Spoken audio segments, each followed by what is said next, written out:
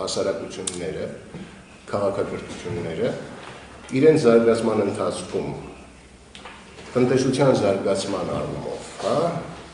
նյութական արժեքների ստեղծման առումով, որ ճանապարհն են ընտրել եւ որն է ամենաարդյունավետը եղել։ Ընդհանրապես մի հատ հարց տամ, դուք էլ ինձ պատասխանեք։ Ինչն է ապահովում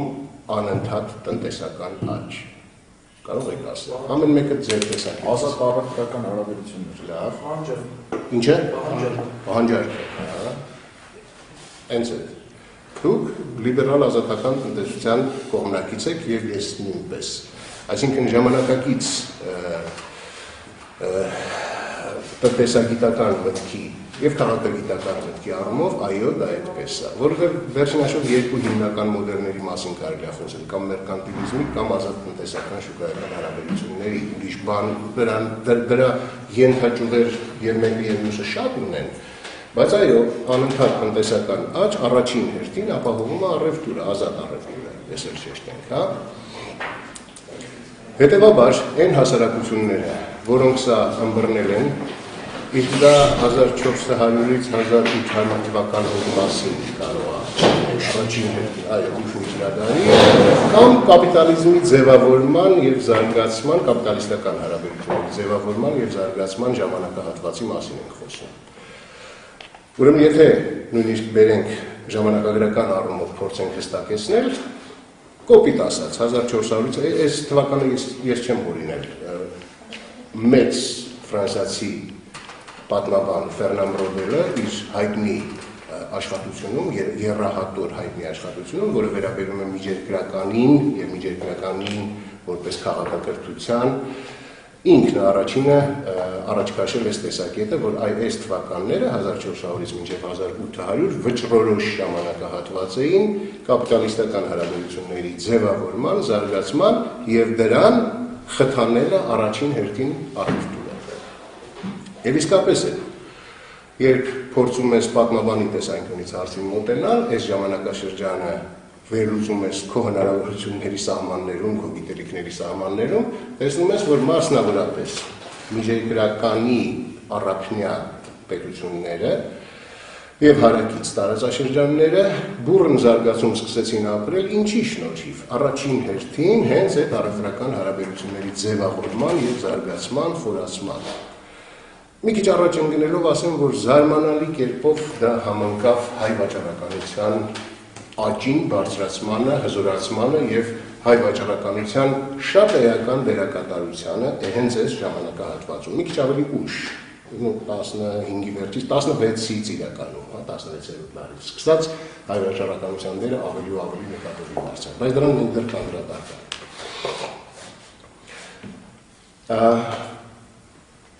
Իհարկե, պիտի փորձել մի քիչ ավելի հետ գնալ ժամանակագրական առումով եւ հարցին անդրադառնալ հունահռոմեական ժամանակահատվածների եւ արևելյան պետությունների առևտրատնտեսական, նույնիսկ էլ ավելի հետ կարելի է գնալ մինչեւ Ասորստան, մինչեւ Եգիպտոս եւ այլն։ Այս ամեն ինչը սկսել է ձևավորվել այդ ժամանակահատվածներում, բայց դա իր բուռն դրսևորում ունեցավ հենց վերոնշյալ դարաշրջանում 15-ից 18-րդ, 19-րդ դար մինչև 19-ի սկիզբ։ Ընդհանրապես մարդն առանց առևտրի ապրել չի կարող, հատկապես կանայք։ Մարդու մեջ նստած է առևտուր անելուց հաճույք ստանալու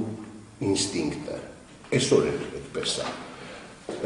Նույնիսկ այն մարդիկ, որոնք ասում են, որ իրենք առևտուր անել չեն սիրում, հիմնականում կեղծում են, որովհետև երևույթն ինքնին երբ տոնավաճառ է կամ շաբաթօրյա շուկա է, չէ՞ որ հաճելի է գնալ, շփվել քո նմանների հետ, զրույց անել, ինչ որ ապրանքի շուրջ սակարկություններ վարել եւ այլն, դա բնական մարդկային կյանքի հատկանիշներից մեկն է։ Հետևաբար բուռն զարգացումը, որ սկսվեց 15-րդ դարում, կարելի է բացատրել նաև այդ ինստինկտների ավելի բացահայտ դրսևորվելով եւ իհարկե ապրանքատեսականում շատացմամբ, մեծացմամբ։ Եթե ավելի հին ժամանակներում ապրանքատեսակները ուղղակի քիչ էին, ապա 15-րդ դարից սկսած դրանք սկսում են շատանալ, բազմանալ։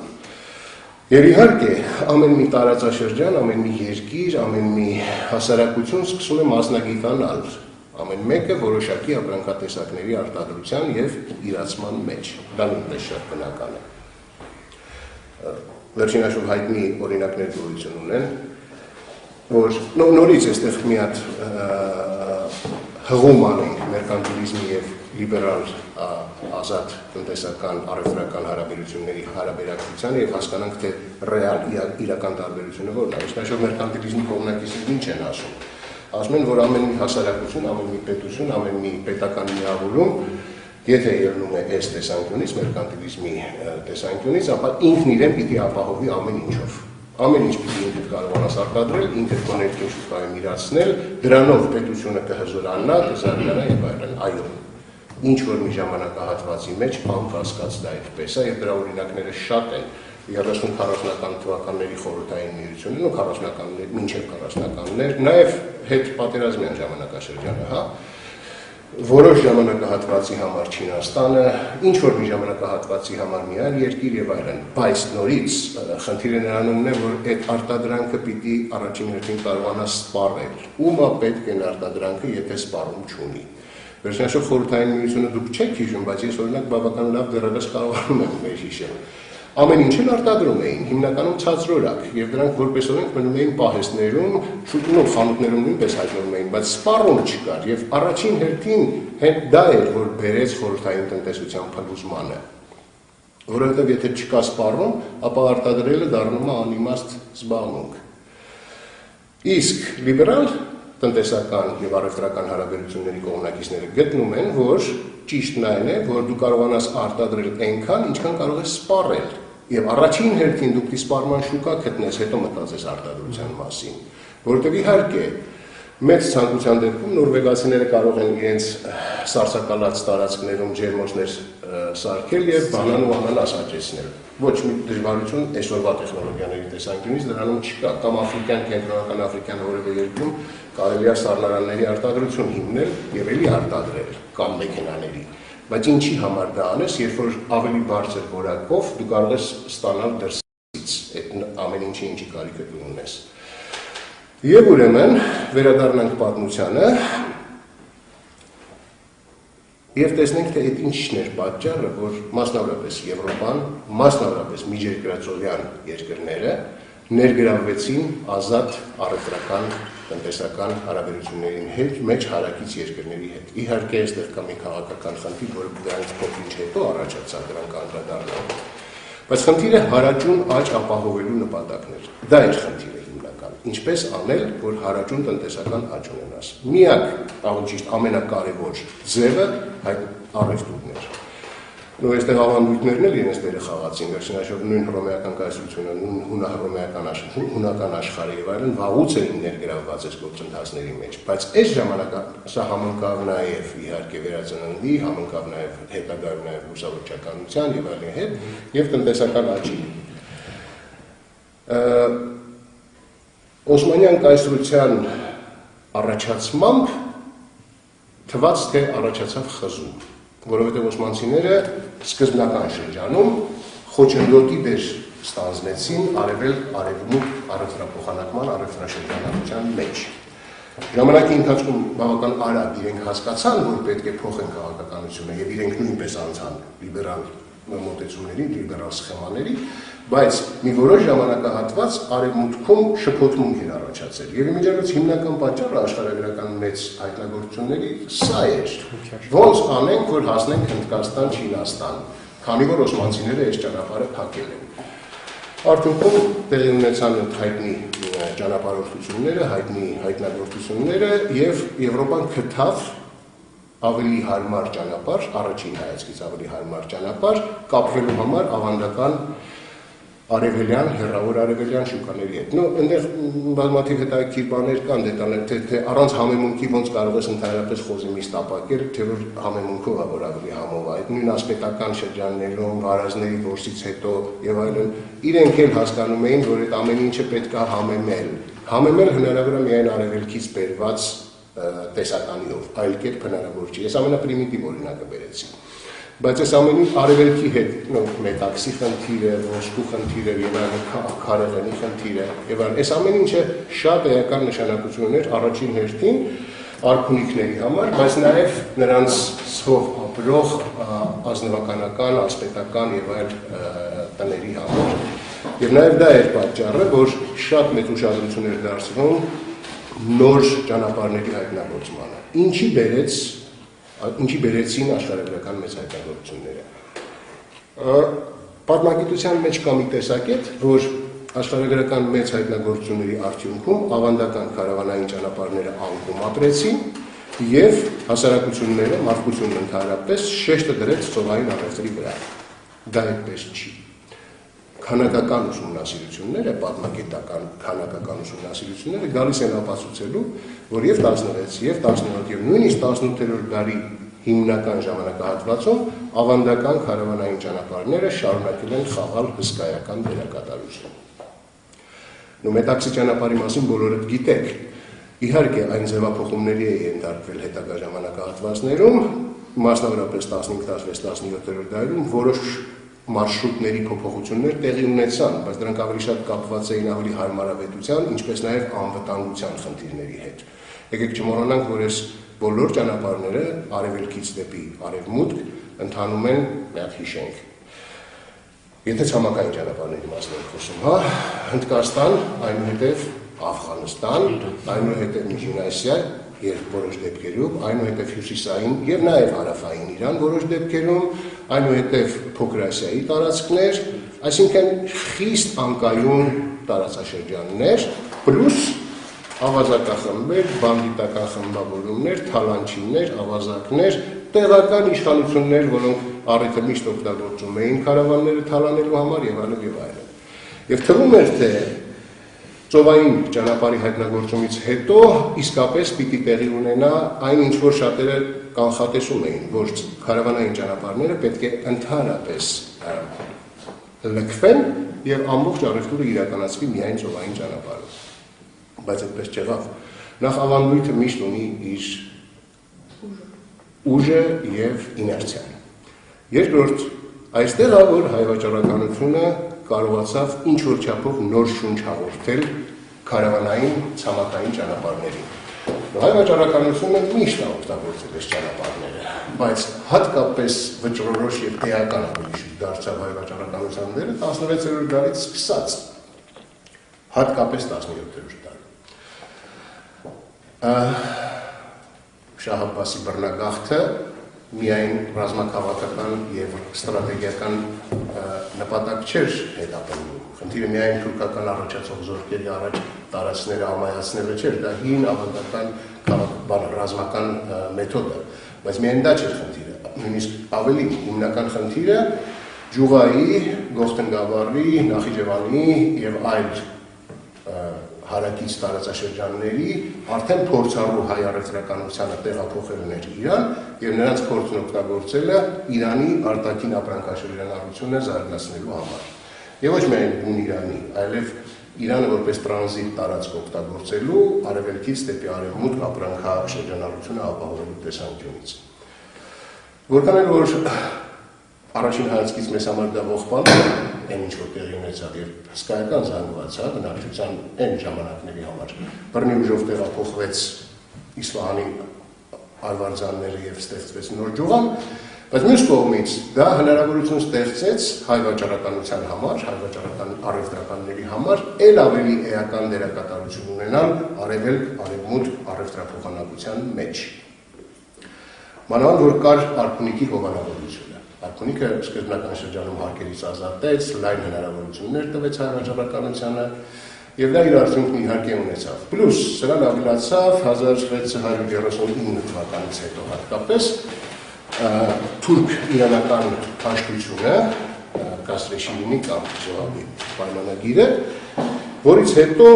շատ երկար ժամանակ մեր տարածաշրջանի համար հատկապես մոտ 70-80 տարի խաղաղություն էր։ Լիարժեք խաղաղություն։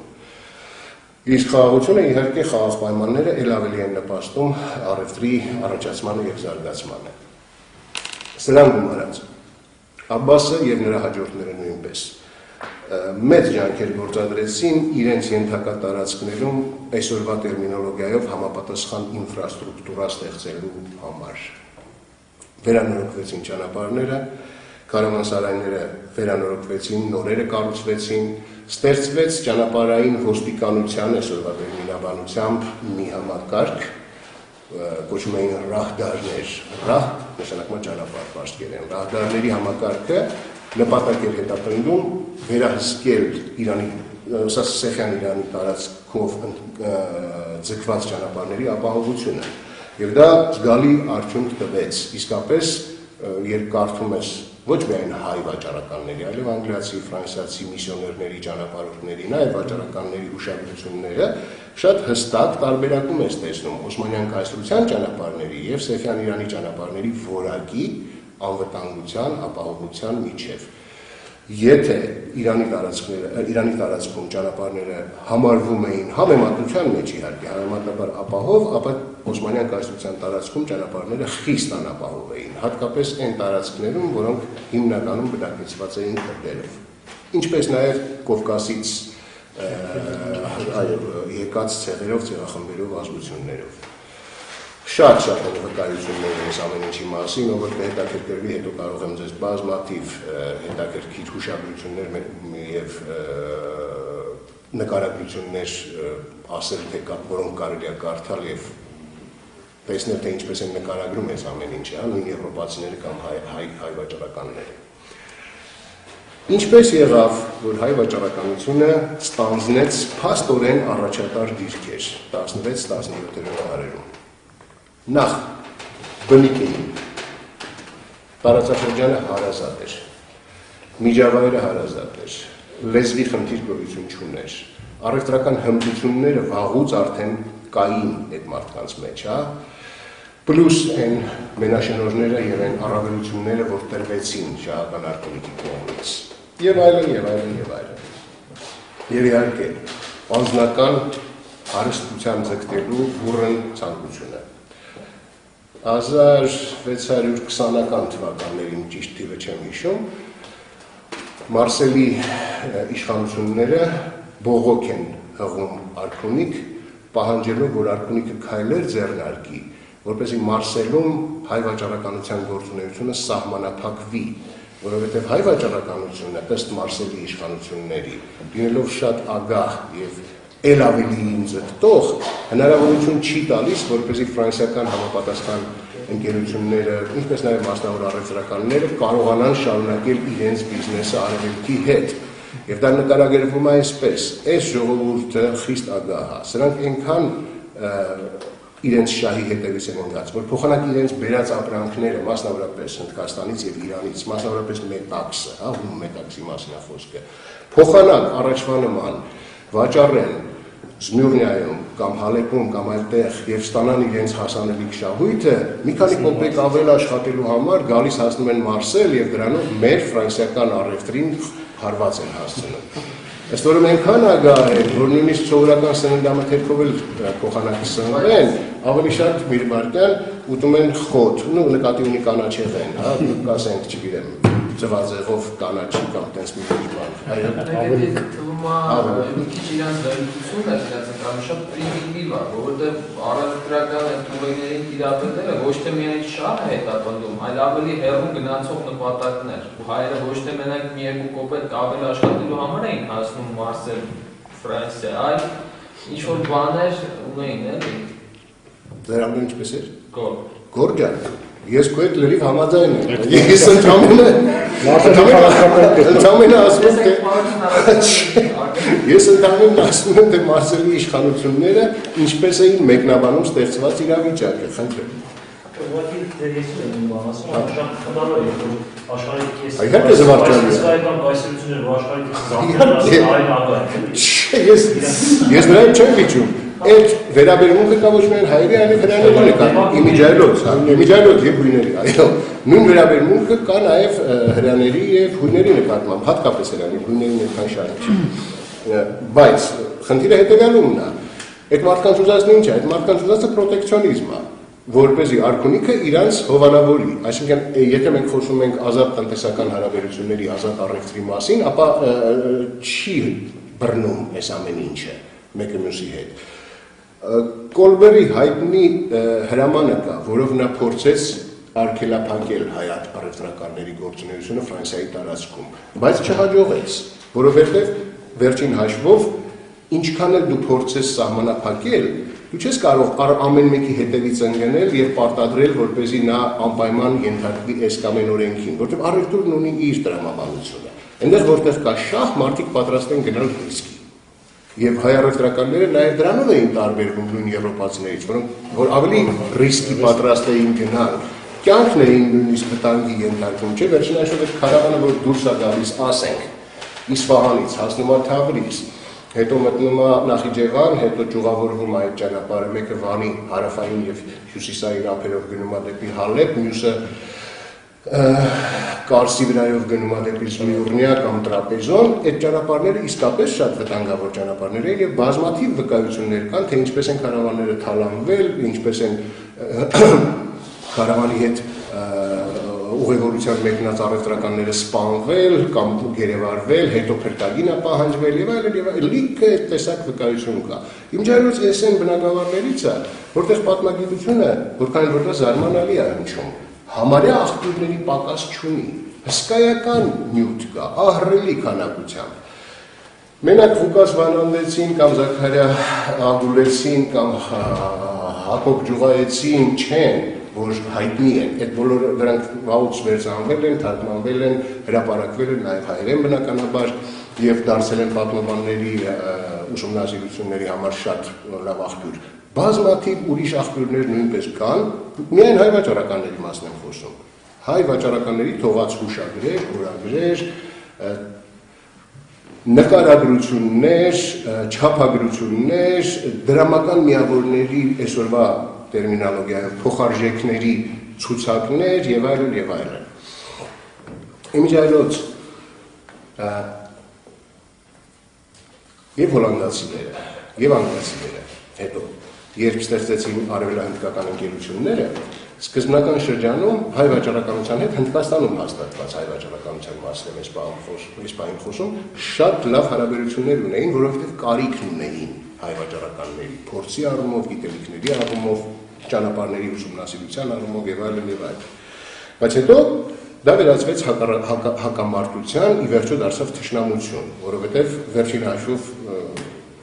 ինչ որ մի քանակի ապրանքաշրջանառության մասին է խոսքը եւ բոլոր մասնակիցները աշխատում են մաքսիմալ քանակը վերցնել իրենց եւ իրենք իրացնել։ Իսկ հայ վաճառականությունը այս տեսանկյունից եւ հոլանդական եւ անգլիական արևելահնդկական ընկերությունների համար լրջագույն մրցակից էր, մինչեւ 18-րդ դարի համարյա կեսերը վերջերը։ Նույնիսկ արքունիքը բրիտանական թույլ էր տվել որոշ կապերների, դրանք այն ծովահեններն են, որոնք արտոնություն ունեն թալանելու բրիտանական թագի հակառակորդ պետություններին պատկանող առևտրական նավերը։ Արտոնություն էր տրված, որ որոշ դեպքերում կարող եք նաև հայ վաճառականների նավերը թալանել։ Թեպետ մի հատ հայտնի պատմություն կա իմիջիայլոց, մի հատ հայտնի տենց ծովահեն կար, անունը չեմ հիշում, չեմ ինչ քիդ W-ով, որը մի հայ վաճառականի նավ թալել։ Իմիջիայլոց այդ նավը վերջերս հայտնաբերվում է, շատ հետաքրքիր պատմություն է։ Նրան ի վերջո դատապարտեցին կախարդին։ Այսինքն այս ամբողջ պատմությունը, որ ուսումնասիրում ես, տեսնում ես, որ այս են բնագավառներ միջազգային առևտուրը, որտեղ հայերը իրենց զգում են, ինչպես ընդունված է ասել, ձուկը ջրում։ Գիտեին բոլոր տրասաները, բոլոր ճանապարհները, անգիր։ Այս ամենի մասին կար հսկայական արդեն գրականություն, ուղեցույցներ կային, թե ինչպես պիտի երիտասարդ հայ վաճառականը այս կամ այն քայլն անի, ինչից սկսել, ոնց սովորել։ Լորջուղային կար դպրոց, հայ առևտրականների, վաճառականների պատրաստման համար, կամ վերապատրաստման, այսօրվա տերմիններով ասած։ Այսինքն ստեղծվել էր մի կուռ համակարգ, որը այս հսկա տարածաշրջանում Հնդկաստանից մինչև միջերկրականի արևելյան ափերը փաստորեն տիրապետում էր միջազգային առևտրին։ Ֆենոմենալ է, իսկապես։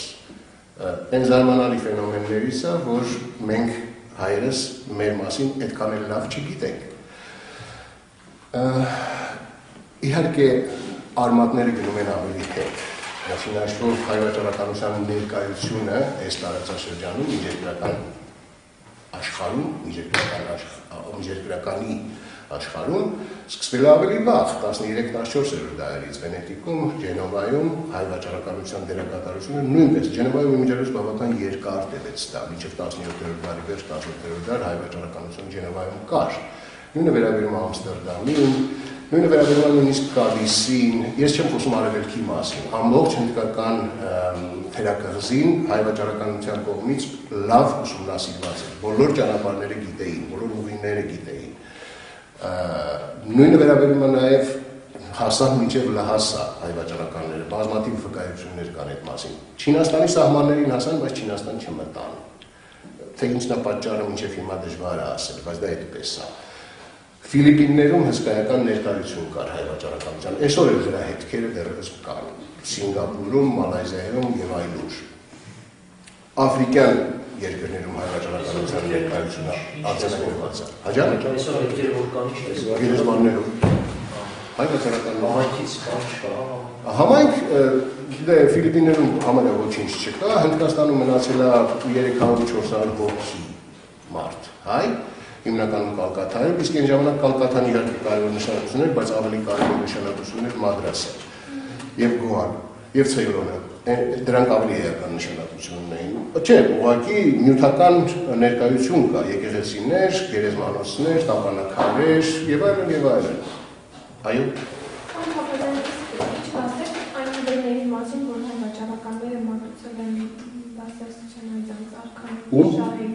Իհարկե, առանց կաշառքի ոնց կլինի։ Ես մոռացա մի այլ ուղղության մասին, որը նույնպես կարևոր է, դրանք անդրադառնամ։ Մասնավորապես դրա հետ կապված հիշեցի, էլ ինչ որ մոռացել էի։ Ռուսական ուղղությունը դեպի հյուսիս։ Իվանահեղից հետո Ռուսաստանը աստիճանաբար փորձում էր իր տարածքը դարձնել ավելի հետաքրքիր եւ ավելի գրավիչ վաճառականության համար։ Այդ թվում հայ վաճառականության համար։ Եվ ճանապարհը, որը Դերբենդով կամ Կասպից ծովով մոտենում էր Աստրախանին, այնտեղից Վոլգայով բարձրանում էր դեպի Մոսկվա, մինչև Նովգորոդ, Նարվա եւ այլն, նույնպես զգալի չափով օգտագործվել է հայ վաճառականության կողմից։ Դա հետաքրքիր բան կա, որ սովետական պատմագրության, հայ պատմագիտության թերություններն են ցույց տալիս։ Եղավ մի ժամանակաշրջան 60-70-ական թվականներին, երբ որոշ հայ պատմաբաններ փորձեցին ապացուցել, որ այն բանից հետո, երբ հայերը տեսան ռուսական ճանապարհի շահավետությունը եւ արդյունավետությունը, իրենց առևտուրը դեպի արևմուտք թողեցին եւ սկսեցին իրենց առևտուրն իրականացնել միայն ռուսական տրանզիտի միջոցով։ Ուղղակի քանի որ իրանք ռուս են եւ Ռուսաստան են, ուրեմն դա պիտի հայի համար ավելի ձեռնտու լինի։ Դա անհետեթություն է, որովհետեւ ամեն դեպքում այդ ճանապարհը շատ ավելի երկար էր։ Ամեն դեպքում ռուսական տարածքում էլ ավազակախմբեր, թալանչիներ, բանդիտներ, ինչքան ասես կային, եւ ճիշտ է, դա էլ է օգտագործվել, այդ ճանապարհն էլ է կիրառելի եղել, բայց երբեք այն չդարձավ մրցունակ համեմատության մեջ ավանդական ճանապարհների հետ, այսինքն դեպի Հալեբ, դեպի Իզմիր, դեպի Սմիրնա, դեպի Պոլիս եւ այնտեղից դեպի Եվրոպա։ Ամեն դեպքում ավանդական ճանապարհը, բայց այո, իհարկե, եւ Շահ-Աբբասը ինքը, եւ նրա հաջորդները, եւ ռուսական ցարերը, եւ Եվրոպայում որոշ բաներ, արքունիքներ եւ թակավորներ ստացել են իրենց բաժինը այս ամեն ինչից։ Միշտ էլ առևտրի մեջ գոյություն ունի ինփայնուրա հասկացությունը։ Այդ հասկանալի է մանավանդ այդ ժամանակներում։ Իսկ հայ վաճառականության համար այդ մեթոդը միշտ էլ եղել է կիրառելի, իհարկե։ Ինչի համար էի կարծում, որ մենք այն ժամանակվանից կաշառքով ենք եղել թե չէ, իհարկե։ Բայց ոչ միայն մենք, բոլոր առևտրականները հիմա Էդվարդ ջան, իրենց համար փորձում են ստանալ առավելագույն բարենպաստ պայմաններ։ Իսկ բարենպաստ պայմաններ կարելի է ստանալ առաջին հերթին Արքունիքի ներկայացուցիչներին ինչ-որ ձևով շահագրգռելով։ Հայտնի է, չէ՞, հայտնի պատմությունը գոհարակուր գահը նվիրվել, այո, իհարկե դա հենց այնպես չէր, հա։ Ես մի փոքր փաստ հիշեցի, եթե չեմ սխալվում, Մայսուրի շահին հայ վաճառականները Իսպահանից գալիս են եւ ուզում են այնտեղ խալու առևտուր սկսել։ Եվ այդ հայ վաճառականները մինչև վերջի կոպեկը ներդնում են, որպեսզի մի հզոր շքեղ մի հրաշալի խալի նվեր տան Մայսուրի շահին։ Այդ խալի նվեր են տալիս, ծախսելով իրենց բոլոր ունեցվածքը։ Մատուցվում է, իհարկե շահը հիացած է, շահը կախում է իր պալատում, բոլոր արքունիքի բոլոր ներկայացուցիչները տեսնում են ու ուզում են իրանք էլ ունենան։ Բայց սկսում են դիմել հայ վաճառական։ Իհարկե հայ վաճառականները այդ շքեղությամբ արդեն չեն անում։ Այդ հոգեբանությունը ծախսել ամեն ինչ ամբողջությամբ, որ մենակ թերնի շատ շքեղ, որ իրենք հնարավորություն ունեն տասնամյակներ շարունակ առևտուր անել։ Այդ հոգեբանությունը է, որ Էդուարդ, դա ունի, բայց դա ունի իր դրական և բացասական հետևանքը, վաճառականի տեսանկյունից, վաճառականի համար, որովհետև ես որ դու չափից ավելի շքեղ նվեր ես մատուցում, ենթադրվում է, որ դու 10 կամ 100 այդքան էլ դեռ ունես, այսինքն ակնկալվում է, որ քո հաջորդ այցի ժամանակ դու նորից պետք է համապատասխան նվեր մատուցես, առնվազն նույն գնի կամ կոնե դրան մոտ, ինչ-որ մի բան։ Այսինքն այստեղ պրոբլեմ էլ կա, տենց չի, որ միշտ կարելի է կաշառք տալով կարելի է կոնկրետ գործարքը իրականացնել և լավ պայմաններով իրականացնել երևի, բայց դա ենթադրում է, որ դու պետք է շարունակես այդ ձևով, քո գործունեությունը շարունակես էլի հավելյալ ծախսեր վերցնելով քո վրա։ Այստեղ միանշանակ չի այդ ամեն ինչը։ Այսինքն որոշ դեպքերում կաշառատվությունը անջալությունից է գալիս, բա ինչ անենք, որպեսզի ստանանք բարեհաճ վերաբերմունք։ Բայց նորից, եթե դու գնում ես այդ ճանապարհով, դա ենթադրում է անընդհատություն, արդեն շարունակականություն։ Ես ուղղակի ուզում եմ հասկանալ ինչի բազմաթիվն Ֆրանսիան վերցնել Մարսել։ Մարսելի իշխանությունները լավ են գիտեին հայերն ինչ են անում։ Լավ։ Դժվար թե իրանք ձեն անեին։ Ֆրանսիայի արքունիքը լավ է տեղյակ է ինչ։ Այսինքն իրանց շահությունն է, ինչի իշխանությունները այդ պետությունների լռում են, բայց ժողովուրդը դες նամակներ են։ Նու ժողովուրդը չի, էլի իշխանության ներկայացուցիչներն են, տեղական իշխանության ներկայացուցիչներն են բողոքներով դիմում արքունիքին։ Իսկ ինչ անշանակում ինչու են լռում։ Լռում են, որովհետև իրենք անձնական շահ ունեն այդ ամեն ինչից։ Շատ դեպքերում նաև այդպես է։ Բայց եկեք չմոռանանք մի ուրիշ հանգամանք։ Վերջին հաշվով հնարավոր է, որ կենտրոնական իշխանության ձեռքը չի էլ հասնում այդ խնդիրներին։ Նայած երկիր, դու Ռուսաստանի պարագայում ցարը Մոսկվայում դժվար թե կարողանա լրիվ վերահսկել իրավիճակը Աստրախանում կամ Վոլգայի վրա։ Այդքան հեշտ չի։ Տարածքների խնդիր կա,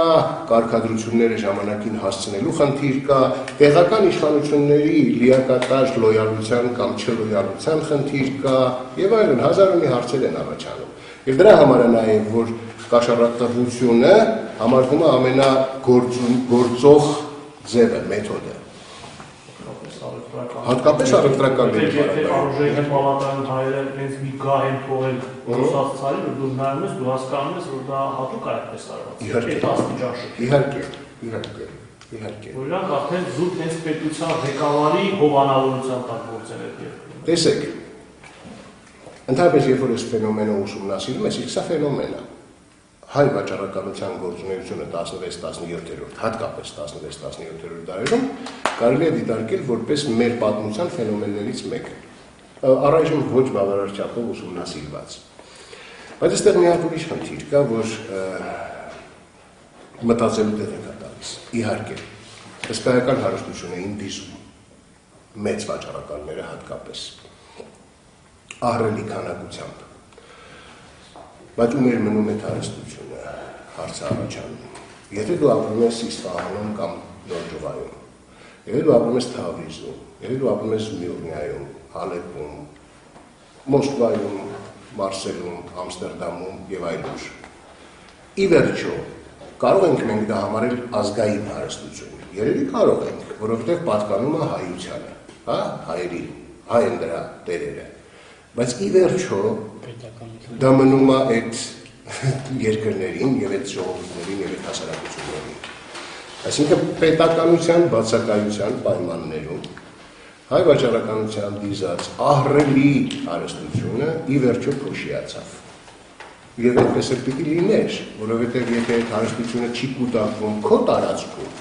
քո բնորանում, ապա դա կորած է, վաղ թե ուշ, կարող է տևել 100 տարի, կարող է տևել 300 տարի գուցե, բայց ի վերջո դա փոշիանալու է եւ կորելու։ Եվ միջանց, եթե փորձենք արդեն որոշ կորելացիաներ անցկացնել այսօրվա վիճակի հետ, մենք կտեսնենք, որ բավական նման պրոցեսներ են տեղի ունենում այսօր մեր երկրում։ Թեկուզ է պետականություն կա։ Չնայած կա պետականություն, այո։ Այստեղ արդեն այդ պետականության մեղքն է, որ այս վիճակն է։ Այսինքն պետությունը պարտավոր է ստիպել, կարգավորել իր, այսպես ասած, սնեցրած եւ աճեցրած մեծահարուստներին, որ նրանք իրենց ներդրում կոչվածը, այսօրվա տերմինաբանությամբ, անեն ոչ թե Խորվաթիայում, Բուլղարիայում, Ռուսաստանում կամ չգիտեմ էլի որտեղ, կամ ասենք Ջերսի կղզիում, օֆշորային տարածքներում, Կիպրոսում եւ այլուր, այլ հենց Հայաստանում, թե չնայած որ անկասկած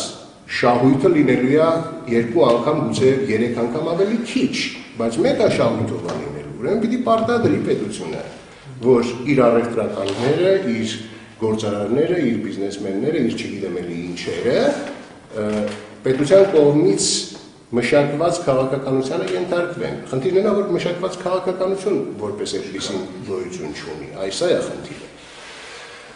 Բացի այդ, պետությունն ինքը ուղղակիորեն կամ անուղղակիորեն առնչվում է այս ամեն ինչին, ինքը անձամբ, առնչվում է եւ շահ ունի։ Պետության ներկայացուցիչները, ոչ թե պետություն, այլ պետությունը ներկայացնող ոմանք այս ամեն ինչից իրենց անձնական շահ ունեն եւ պարզ է, որ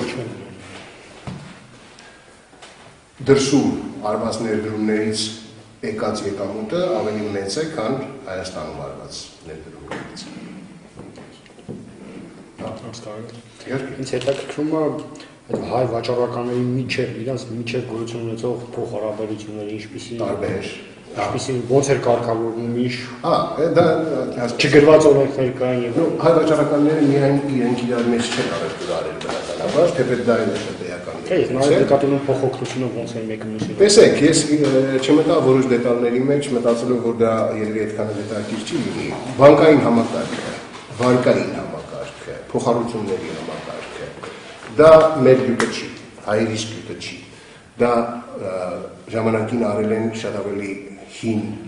առևտրական հարաբերությունների մեջ մխիճված ազգեր։ Մասնավորապես հատկապես դա իր գագաթնակետին հասավ Վենետիկում եւ Ջենովայում, եւ հայերը ուղղակի ընդօրինակեցին այս մեթոդները։ Իհարկե, շատ հայտնի պարտամուրհակի գաղափարը որպես այդպեսին Վենետիկում գրվում է պարտամուրհակ եւ վաճառականը փոխանակ կանխիկ գումար, վերջին հաշվով վտանգավոր է այդ գումարը գրպանում դրած կամ տոպրակի մեջ դրած կարավանային ճանապարհով։ Առաջին պատճառը, որ ստիպեց այս մեխանիզմները այսպես ասած օգտագործել, անվտանգության ապահովման տեսանկյունից էր, որ ստեղծվեց։ Այո, դու Վենետիկում պարտամուրհակ ես վերցնում, իսկ ասենք Մադրասում կամ Մանիլայում կամ չգիտեմ որտեղ ստանում ես քեզ հասանելիքը։ Սա հայ վաճառականության կողմից փայլուն կերպով կիրառված, բայց ոչ միայն հայ, նաև հրեա վաճառականներն էին, նաև իտալացի վաճառականներն էին, ու իտալացի ժամանակ չկար, ջենովացի կամ վենետիկցի վաճառականներն էին, այս ամեն ինչը կիրառում հոլանդացիները, բրիտանացիները եւ այլն։ Բայց հայ բազմաթիվ ուսումնական ձեռնարկներ, բազմաթիվ մի քանի ուսումնական ձեռնարկ կա, որոնք գրված են հենց նոր ճյուղայի հայ վաճառականության դպրոցի համար, հայ վաճառականների դպրոցի համար, որտեղ այս ամեն ինչը մանրամասն կերպով նկարագրված է եւ բացատրված։ Թե ինչպես կարելի է օգտվել Վենետիկում կամ Ջենովայում կամ Մոսկվայում կամ չգիտեմ Գոայում կամ այլտեղ այսինչ հարաբերություններից, այսինչ կապերից տրված են դրամական միավորների փոխարժեքների համեմատական բաները, ցանկերը։ Այսօր որ ասենք, ոնց է, մտնում ես բանկ, որևէ բանկ տրված է, չէ՞, այդ ամեն ինչը, $1 է այսքան, £1 է այսքան, €1 է այսքան եւ այլն։ Այդ ամեն ինչը այն ժամանակ արդեն կար։ Եվ հայ վաճառականության համար դա առօրյա կիրառության գործիք էր։ Այսպես է։ Դրա համար եմ ասում, որ դա ֆենոմեն է։ Իսկապես զարմանալի է, որ 16-17-րդ դարի Հայաստան, իսկ 16-17-րդ դարի 15-18-րդ դարերում Հայաստանը գտնվում էր խորը ճգնաժամի մեջ։ Իհարկե, Կաստրի-Շիրինի պայմանագրից հետո բուն Հայաստանը, մասնավորապես Արևելյան Հայաստանը, տնտեսական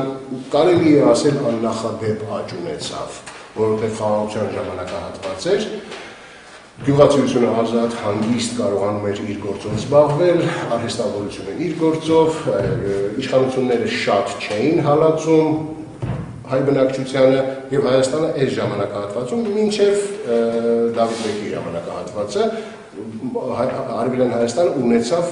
նկատելի, իսկ ոմանք ասում են աննախադեպ տնտեսական աճ։ Կարելի է համաձայնել այս ձևակերպման հետ, բայց դա ժամանակավոր էր եւ պատմական Հայաստանի շատ փոքր մասում էր, պլյուս Հայաստանը միևնույնն է ընդամենը Սեֆյան Իրանի մի մասն էր, Արևելյան Հայաստանը պետություն չէր, պլյուս այստեղ մի ուրիշ բան կա, բնակչության չգիտենք որ մասը, բայց շատ մեծ մասը արդեն հայ չէր, թուրքախոսեր կամ պարսկախոս շատ քիչ չափով, հա, ինչի համար սրան անդրադարձա, ես ճիշտ ասած չեմ հիշում, ինչ կապակցությամբ սրա եկա այս թեմային։ Ինչի։ Ես հա միմյանց օգնում միմյանց դե առևտրի մեջ վաճառականների հարաբերություններում լինում իսկապես էլ կա վերջին հաշվով ազնիվ եւ անազնիվ առևտրականի հասկացություն, իսկապես էլ կա մարդկային տեսակի խնդիր վերջին հաշվով, չէ՞ տարբեր են մարդիկ, այսինքն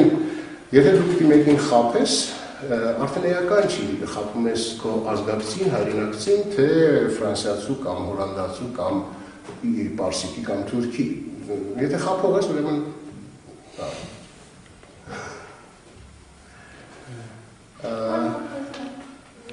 ասացիք բանկային համակարգի գիտը ավելի հինազգիր է կարող։ Ես մի անգամ կասեցի, որ բանկոմատը գյուտարարը հայ է։ Հա, այո, բանկոմատի գյուտարարը հայ է, այո, հա, հետո ինչ։ Լիքը խելոք հայ կա աշխարհում երեխեք, եւ ինչ։ Հիմա էլ կա, իհարկե հիմա էլ կա։ Մի վարքյան։ Կարելի է հորինել բանկոմատ, բայց նորից այդ բանկոմատը առաջին հերթին դառնում է արևմտյան բանկային համակարգին սպասարկող ատրիբուտ։ Ոչ թե, բանկոմատները ստեղծվել են 60-ական, 70-ական թվականներին, եթե ես չեմ սխալվում։ Այսինքն մեր երկրում բանկոմատ որպես այդպեսին հայտնվել է վերջին 10-15 տարվա ժամանակաշրջանում, չէ՞, այսինքն նորից, եթե համաշխարհային քաղաքակրթական, տնտեսական համակարգերին մերվելու եւ ներգրավվելու խնդիր կա, ապա դա հնարավոր է երկու տարբերակով, կամ դու որպես անկախ պետություն քո քաղաքականությամբ ներգրավվում ես այդ համաշխարհային համակարգի մեջ, կամ էլ դու ինչ-որ մի կայսրության բան ես, մասնիկ ես, եւ այդ կայսրությունն է ինքը ներգրավվում, քեզ էլ դրանով ներգրավվելով։ Ակնհայտ է, որ առաջին տարբերակի դեպքում, բայց մի հատ շատ էական բայց կա, ճիշտ, արդար, մտածված, գիտականորեն հիմնավորված կառավարման պարագայում միայն հաջողության կարելի է հասնել։ Որովհետև մենք այսօր էլ ձեր հետ միասին Հայաստանի օրինակը մի պահ մոռանանք, այն ողբալի է, բայց միակը չի։ Լիքը երկրներ կան, որոնք ձևականորեն անկախ են, բայց վատ կառավարման, հատագիտական մեթոդների կիրառման,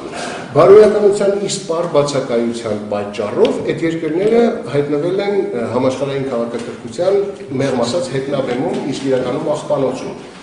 Այս է խնդիրը։ Այսինքն, երբ մենք ձեզ հետ միասին քննարկում ենք օրինակ արտաքին քաղաքական այլ խնդիրներ, կամ հենց այսօրվա թեման, հա, հայ վաճառականության ունակություն, հայ ժողովուրդը իր ունակությունները դեռևս ամբողջությամբ չի կորցրել։ Ես վստահ եմ, որ այսօր էլ համապատասխան պայմանների արկայության դեպքում հենց հիմա գալիս եմ նրան ինչին ուզում էի հանգել։ Այսօրվա պայմաններում նույնպես մենք կարող ենք հսկայական դերակատարություն ունենալ հենց այս բնագավառում։ Այլ բնագավառներում նույնպես հավանաբար։ Բայց այս բնագավառը պատմությունը ապացուցել է, որ բավական հոգեհարազատ է։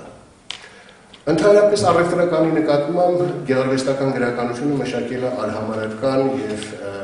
պախարակելի, այսպես ասած, դիրքորոշում։ Դա անհեթեթ է, որովհետեւ առևտրականը նույն վերջին հաշվով հասարակության մասնիկն է եւ առևտրականը թվում է թե ինքը անձամբ բարիք չի ստեղծում, մեկի ստեղծած բարիքը վերցնում տանում է մի ուրիշին վաճառում է եւ հակառակը, չէ՞, բայց առանց իրա այդ շրջանառությունը տեղի չի ունենա։ Անհնար է շրջանառություն իրացնել, եթե չկան այդ շրջանառությունը իրացնող վաճառականներ, առևտրականներ, այսօրվա տերմինոլոգիայով բիզնեսմեններ կամ չգիտեմ ինչ տերմին են օգտագործում բնորոշելու համար առևտրական։ Առևտրական բառը հասարակական գիտակցության մեջ դաջված է որպես բացասական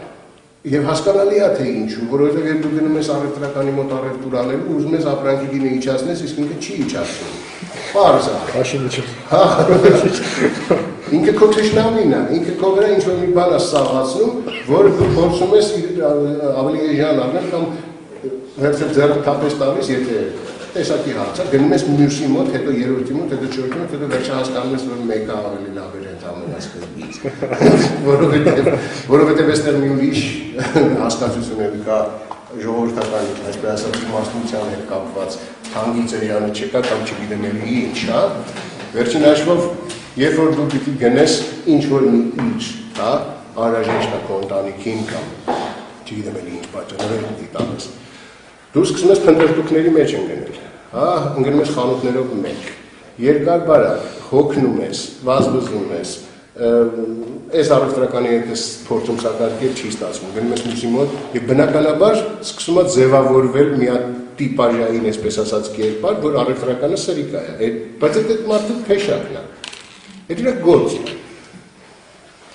այդպիսին է, իրակորդ, բանդապահն էլ է, չէ, սրիկա այդ դեպքում, բայց դա իր գործն է, վերջնաշուտ դահիճը ինչ է, դահիճն էլ է, չէ, սրիկա, բայց նա էլ իր գործն է անում, հասարակությունները ստեղծել են աշխատանքի բաժանման որոշակի ասած մեխանիզմներ կամ ընդունված ինչ-որ բաժանումներ որոշակի։ Եվ ուրեմն վերադառնալով այսօրվա հնարավորություններին։ Իհարկե պետք է հաշվի առնել հետևյալը։ Հայկական տարածքը, Հայաստանը, չլինելով անկախ պետություն,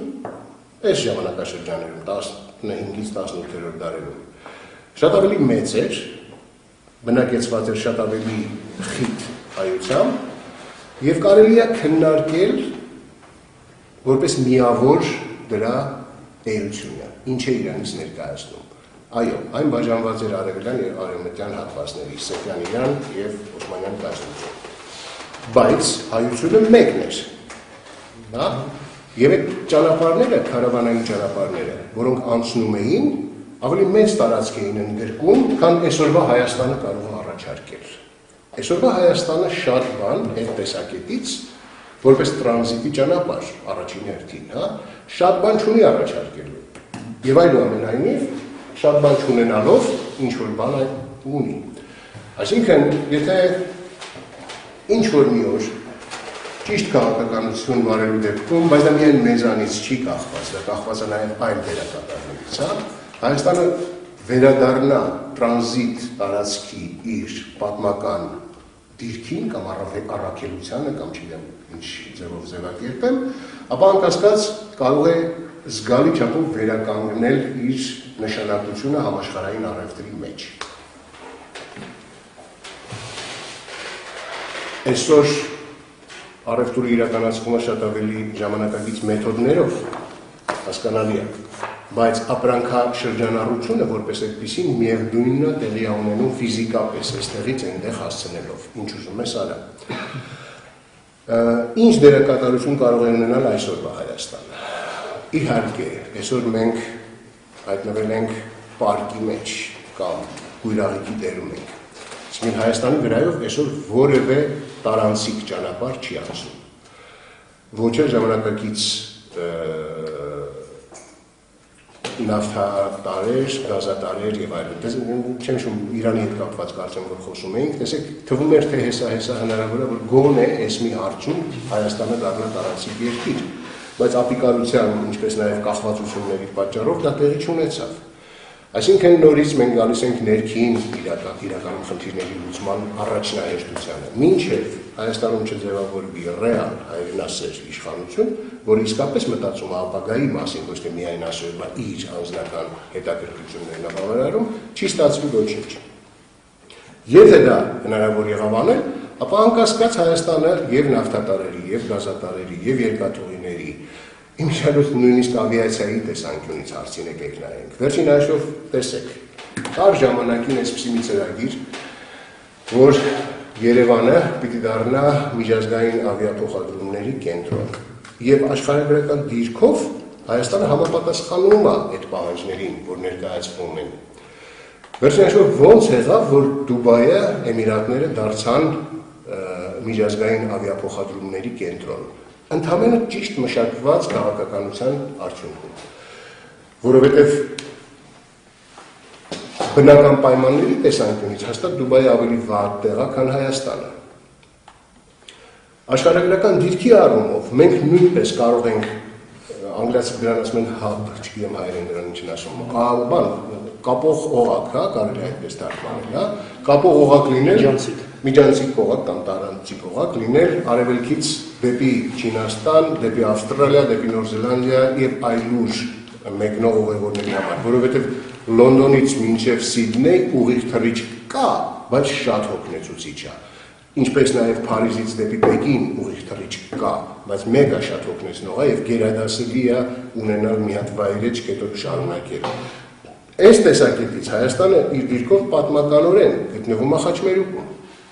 Լավ բան է դա, թե վատ բան։ Մի կողմից վատ է, որովհետեւ եթե դու խաչմերուկ ես, ապա անընդհատ դառնում ես այլ եւ այլ հորդաների եւ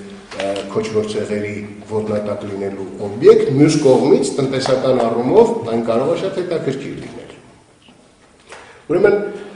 հնարավորություններ իրականում կային եւ դեռևս գոյություն ունեն, բայց ժամանակի ընթացքում այդ հնարավորությունները մենք կորցնում ենք, որովհետեւ ուրիշները ավելի խելացի են գտնվում եւ իրենք են վերցնում այդ հնարավորությունները եւ իրենք են ստանձնում այդ միջազգային փոխադրումների մեջ ավելի էական դերակատարություն, քան գոնե ինչ-որ չափով մենք կարող էինք ստանձնել։ Սա վերաբերում է ասենք, իհարկե այստեղ կա քաղաքական կոմպոնենտ, ինչու կարս ախալքալակ Բաքու երկաթգից, պարզ է թե ինչու, որովհետև կարս Գյումրին փակ է, բայց միայն դա չի պատճառը, այստեղ նաև քաղաքական չլուծված հարցերն են, այսինքն մինչև այդ քաղաքական խնդիրները չլուծվեն, ես մի անգամ արդեն ասել եմ, միջանցքները առաջին հերթին արևմուտք-արևելք են, ոչ թե հյուսիս-հարավ։ Հյուսիս-հարավն են որոշ չափով դերակատարություն կարող ունենալ, բայց էական են արևելքից արևմուտք եւ հակառակ ուղղությամբ գործող գոյություն ունեցող ճանապարհներն ու միջանցքները։ Միշտ այդպես է եղել։ Միշտ։ Առևտուրը իրականացվել է արևելքի եւ արևմուտքի միջև առաջին հերթին։ Ապրանքաշրջանառությունը առաջին հերթին այս ճանապարհներով է իրականացվել։ Եվ Հայաստանը դրա պատճառով է, որ միշտ եղել է դերակատար, նաեւ այդ պատճառով է եղել դերակատար։ Ուրեմն դեռ նորից վերադառնամ աշխարհագրությանը։ Մենք իհարկե մեր տարածքը այսօր այնքան փոքր է, որ շատ բան առաջարկել տարանցիկ ճանապարհների տեսանկյունից չենք կարող։ Բայց այստեղ կա քաղաքական նպատակահարմարության հարցը։ Կան երկրներ, որոնց համար ավելի նպատակահարմար կլինի, որ այդ տարանցիկ ճանապարհը այնուամենայնիվ անցնի Հայաստանով։ Կան այդպիսի երկրներ, որքան էլ դա զարմանալի է։ Մասնավորապես Իրանը, հա, այո, իհարկե։ Որոշ դեպքերում Ռուսաստանը։ Իհարկե Ռուսաստանի պարագայում այստեղ մի արգելանք կա, որը մի կողմից լավ է, որ կա, մի կողմից վատ է, որ կա, բայց փաստավոր կա Վրաստանը։ Վրաստանը թույլ չի տալիս, որ մենք ուղղակի առնչվենք Ռուսաստանին։ Նորից եմ ասում, դա ունի եւ բացասական եւ դրական կողմեր են, չմոռանանք, ինչպես ամեն ինչ։ Ուրիշ ինչ հեռանկար կարող է ունենալ։ Այստեղ կարող է շատ էական դեր խաղալ,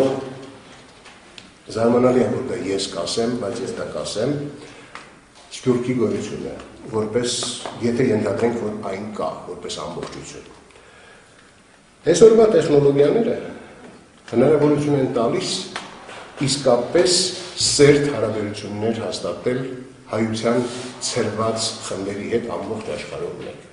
Առաջ այդ հնարավորությունները խիստ սահմանափակ էին, այսօր դրանք շատ ավելի մեծ են։ Այսինքն, այն ինչ անում են օրինակ չինացիները, հասկանալի է, որ քանակական համեմատություն չի կարող լինել, բայց ամեն դեպքում Չինական արտաքին առևտրի էքսպանսիան զգալի չափով բացատրվում է ոչ միայն այդ ապրանքների էժանությամբ, այլ նրանով, որ կա ուղղակի կապ Օտավայում, Լոս Անջելեսում, Բուենոս Այրեսում, Բարեհուսով Հրվանդանի տարածքում, Քեյփթաունում եւ այլուր գործող չինական համայնքների հետ 50 միլիոն է բարձր։ Դրսում այո, մոտ 100 միլիոնի է հասնում,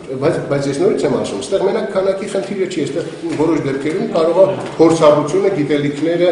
այդ համայնքների մեջ ինտեգրված լինելու հանգամանքը հայերը ավելի հեշտ են ինտեգրվում, քան չինացիները իմիջիալու շատ բաց պատճառներով, անթրոպոլոգիական պատճառով եւ այլ պատճառներով, հա։ Այնպես որ այս երբ որ մենք ասում ենք, որ Սփյուռքը կարող է շատ հարցերում օժանդակել Հայաստանին, իմ կարծիքով Սփյուռքն առաջին հերթին նաև իր շահերը ունենալով, ներգրավվելով, հա, այս ամեն ինչի մեջ, կարող է շատ ավելի էական եւ դրական դերակատարություն ունենալ, քան մինչեւ հիմա ունեցել է։ Նորից Սփյուռք որպես այդպեսին ես կարծում բանվորություն չունի, բայց կան առանձին հայ համայնքներ։ Ի վերջո հայ վաճառականությունը 16-17-րդ դարերում ծաղկման շրջանում նաև դրա շնորհիվ էր, չէ, որ կարողանում էր այդպես բարձրացնել, այդպես ծավալվել, որովհետև այո, Մարսելում կար համայնք, Ամստերդամում կար համայնք, նույնիսկ Լոնդոնում ու Մանչեսթերում կային ինչ-որ փոքր համայնքներ։ Այս Ջենովան Վենետիկը իր հերթին, Վիեննան իր հերթին, Ստամբուլն ու Զմյուրնան իր հերթին, Արևելքում պարզից պարզ է, որ եւ Մադրասում, եւ Ցեյլոնում, եւ Գուայլում, եւ Մանիլայում եւ այլուր այդ համայնքների արկայությունը շատ օգնում էր, որպեսզի հայ վաճառականության գործունեության շահութաբերությունը ավելի մեծ լինի։ Այսինքն այս այն երևույթներից է, որ իսկապես կարող է իշահ Հայաստանի եւ նաեւ հայության օգտագործենք այդ բառը ծառայել։ Ահա։ Սփյուռքին զուգահեռ հարց ձևակերպում, գոյություն ունեն համայնքներ, հայերիկը, եւ այսպեսի հավաքական կերպար Սփյուռքը չեն ընկալում, նույնիսկ առևտրական այսինքն չկար ինչ-որ առևտրական ընդհանուր այսինքն կան առևտրական համայնքներ տալու երկրներին գործող, բայց ցանց որպես այդպեսին որ փոխհատուցություն ստացող կապակցություններ կար է այդպեսի ցանց առևտրականության։ Իհարկե։ Գուցե այսօրվա հասկացությամբ դա այդքան հստակ ձևավորված եւ հստակ գործող ցանց չէր, բայց շատ պարզ է, որ երբ հայ վաճառականը 20 ֆուտ հում մետաքս պիտի հասցնի Մոսկվա, հա, օրինակ։ Այդ ամբողջ ճանապարհի ընթացքում նա պիտի ինչ-որ տեղերում հանգրվանի։ Գերադասելի է հանգրվանել հայ քարավանսարայի տիրոջ մոտ, ոչ թե թուրք կամ ուզբեկ, հաստատ։ Երբ որ հասնում է Մոսկվա, հա, այնտեղ առևտրական շարքերում կան հայ վաճառականներ, գերադասելի է նրանց միջոցով, ամեն դեպքում ազգային պատկանելությունը այստեղ շատ էական նշանակություն է խաղում։ Միշտ էլ ինչ-որ էլի է, վերադառնում եմ արդեն ձեր հարցին, հայերը հայերին խաբում էին, թե չէ, իհարկե խաբում, նաև խաբում էին, հավանաբար, ես փաստեր որպես այդպեսին չունեմ, հաջա՞։ Բայց իհարկե, մենք այսօր մեր նմանները, դուք որ վաղամիսօր հայտնվեք Փարիզում կամ չգիտեմ, փողոցում երբ որ հայերեն խոսող տեսնեք, ձեզ լավ կզգաք, չէ՞։ Հաճելի է, չէ՞, ամեն դեպքում, երբ որ քո տեսակից մի հատ էլ, երկու հատ էլ կամ 15 հատ էլ կա։ Ամեն դեպքում դա շատ բնական է։ Ես չինացիների օրինակը հենց այնպես չեմ բերում։ Դա էթնիկ կապը, լեզվական կապը, մշակութային կապը անխզելի կապեր են, դրանցից հեշտ չի հրաժարվելու, նույնիսկ ցանկության դեպքում հեշտ չի հրաժարվելու։ Այն մարդիկ, որոնք փորձում են հայությունից հեռանալ, ավելի են տառապում, քան նրանք, որոնք չեն փորձում հեռանալ։ Այն, որ շատ-շատերն ասում են գնամ ընկնեմ, չգիտեմ որտեղ, մոռանամ իմ ինչ լինել ազգային պատկանելությունը, դրանք ուղղակի ոչինչ չեն հասկանում մարդկային էությունից, որտեղ մարդկային էությունը ոչ միայն այն կենսաբանական օրգանիզմն է, այլ նաև զգացմունքները, հավատամքը, գիրգրականությունը եւ այլն։ Այնպես որ նորից վերադառնալով հնարավոր է արդյոք, ես կարծում եմ, որ հնարավոր է, բայց նորից դրա համար անհրաժեշտ է։ Ոչ թե Սփյուռքի նախարարություն ստեղծեք, կամ լավ ստեղծում եք, ստեղծեք, բայց ճիշտ ֆունկցիաներ տվեք այդ նախարարությանը։ Ոչ թե ինչ-որ շոուներ կազմակերպեք, ոնց է կոչվում, Արիտուն, հա, կամ մեկ ազգ, մեկ մշակույթ։ Ինչ նշանակում մեկ ազգ, մեկ մշակույթ։ Ով կարող է ինձ դա բացատրել։ Ասոմանը չգիտեմ։ Չէ, բայց մեկը հնարել է, չէ։ Գրել է, չէ, թղթի վրա դա։ Դրա տակ պիտի ինչ-որ իմաստ լինի, չէ։ Այսինքն մեր սփռվածությունը